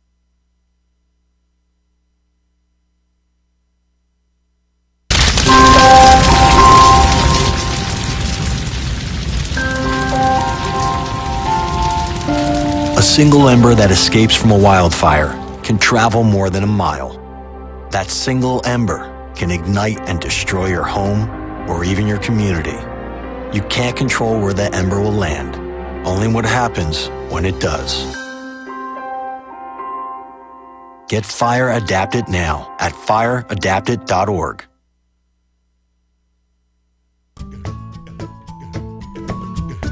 Hey friends, do you realize that heart disease kills more Americans every year than all forms of cancer combined? So when you donate to the American Heart Association, you're contributing to life-saving research with every dollar.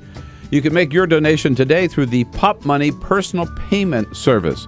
All you do is download the app or go online to popmoney.com.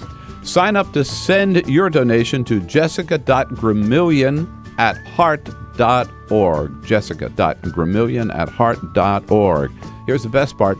The 95-cent fee is assessed to you, the sender, regardless of how much money you contribute.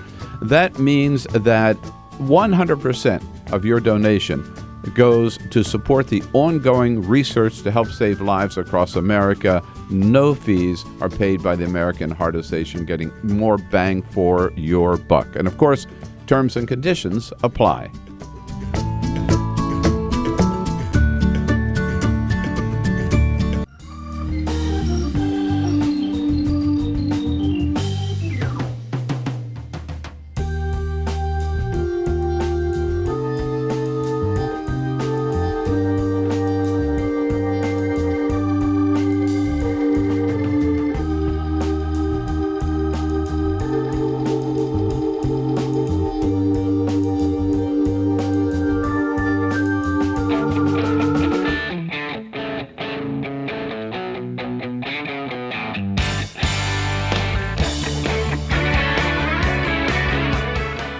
parting shot with Bill Press. This is the Bill Press Show. Well, we've seen a lot of examples of where Republicans, things they supported under George Bush, they oppose under President Obama. Here's another one. Dr. Vivek Murthy, President Obama's nominee to be Surgeon General. Usually candidates for Surgeon General sail through, but not this guy. Republicans are against him, and so are 10 Democrats, because he once said something which is hard to deny but drives the NRA crazy. He once said, quote, "Guns are a healthcare issue." Well, you know what? He's right. Absolutely right about that. But Democrats can't round up enough votes on the floor, and the White House now says it's recalibrating its strategy for getting Murtha confirmed. You know, if you ask me, I think it's wrong for the White House to back down on this good man and to cave into the NRA. After all, he stood up for the White House on Obamacare. Now they should stand up for him on gun control. That's my parting shot for today. Have a great Tuesday, folks. This is the Bill Press Show. Tomorrow.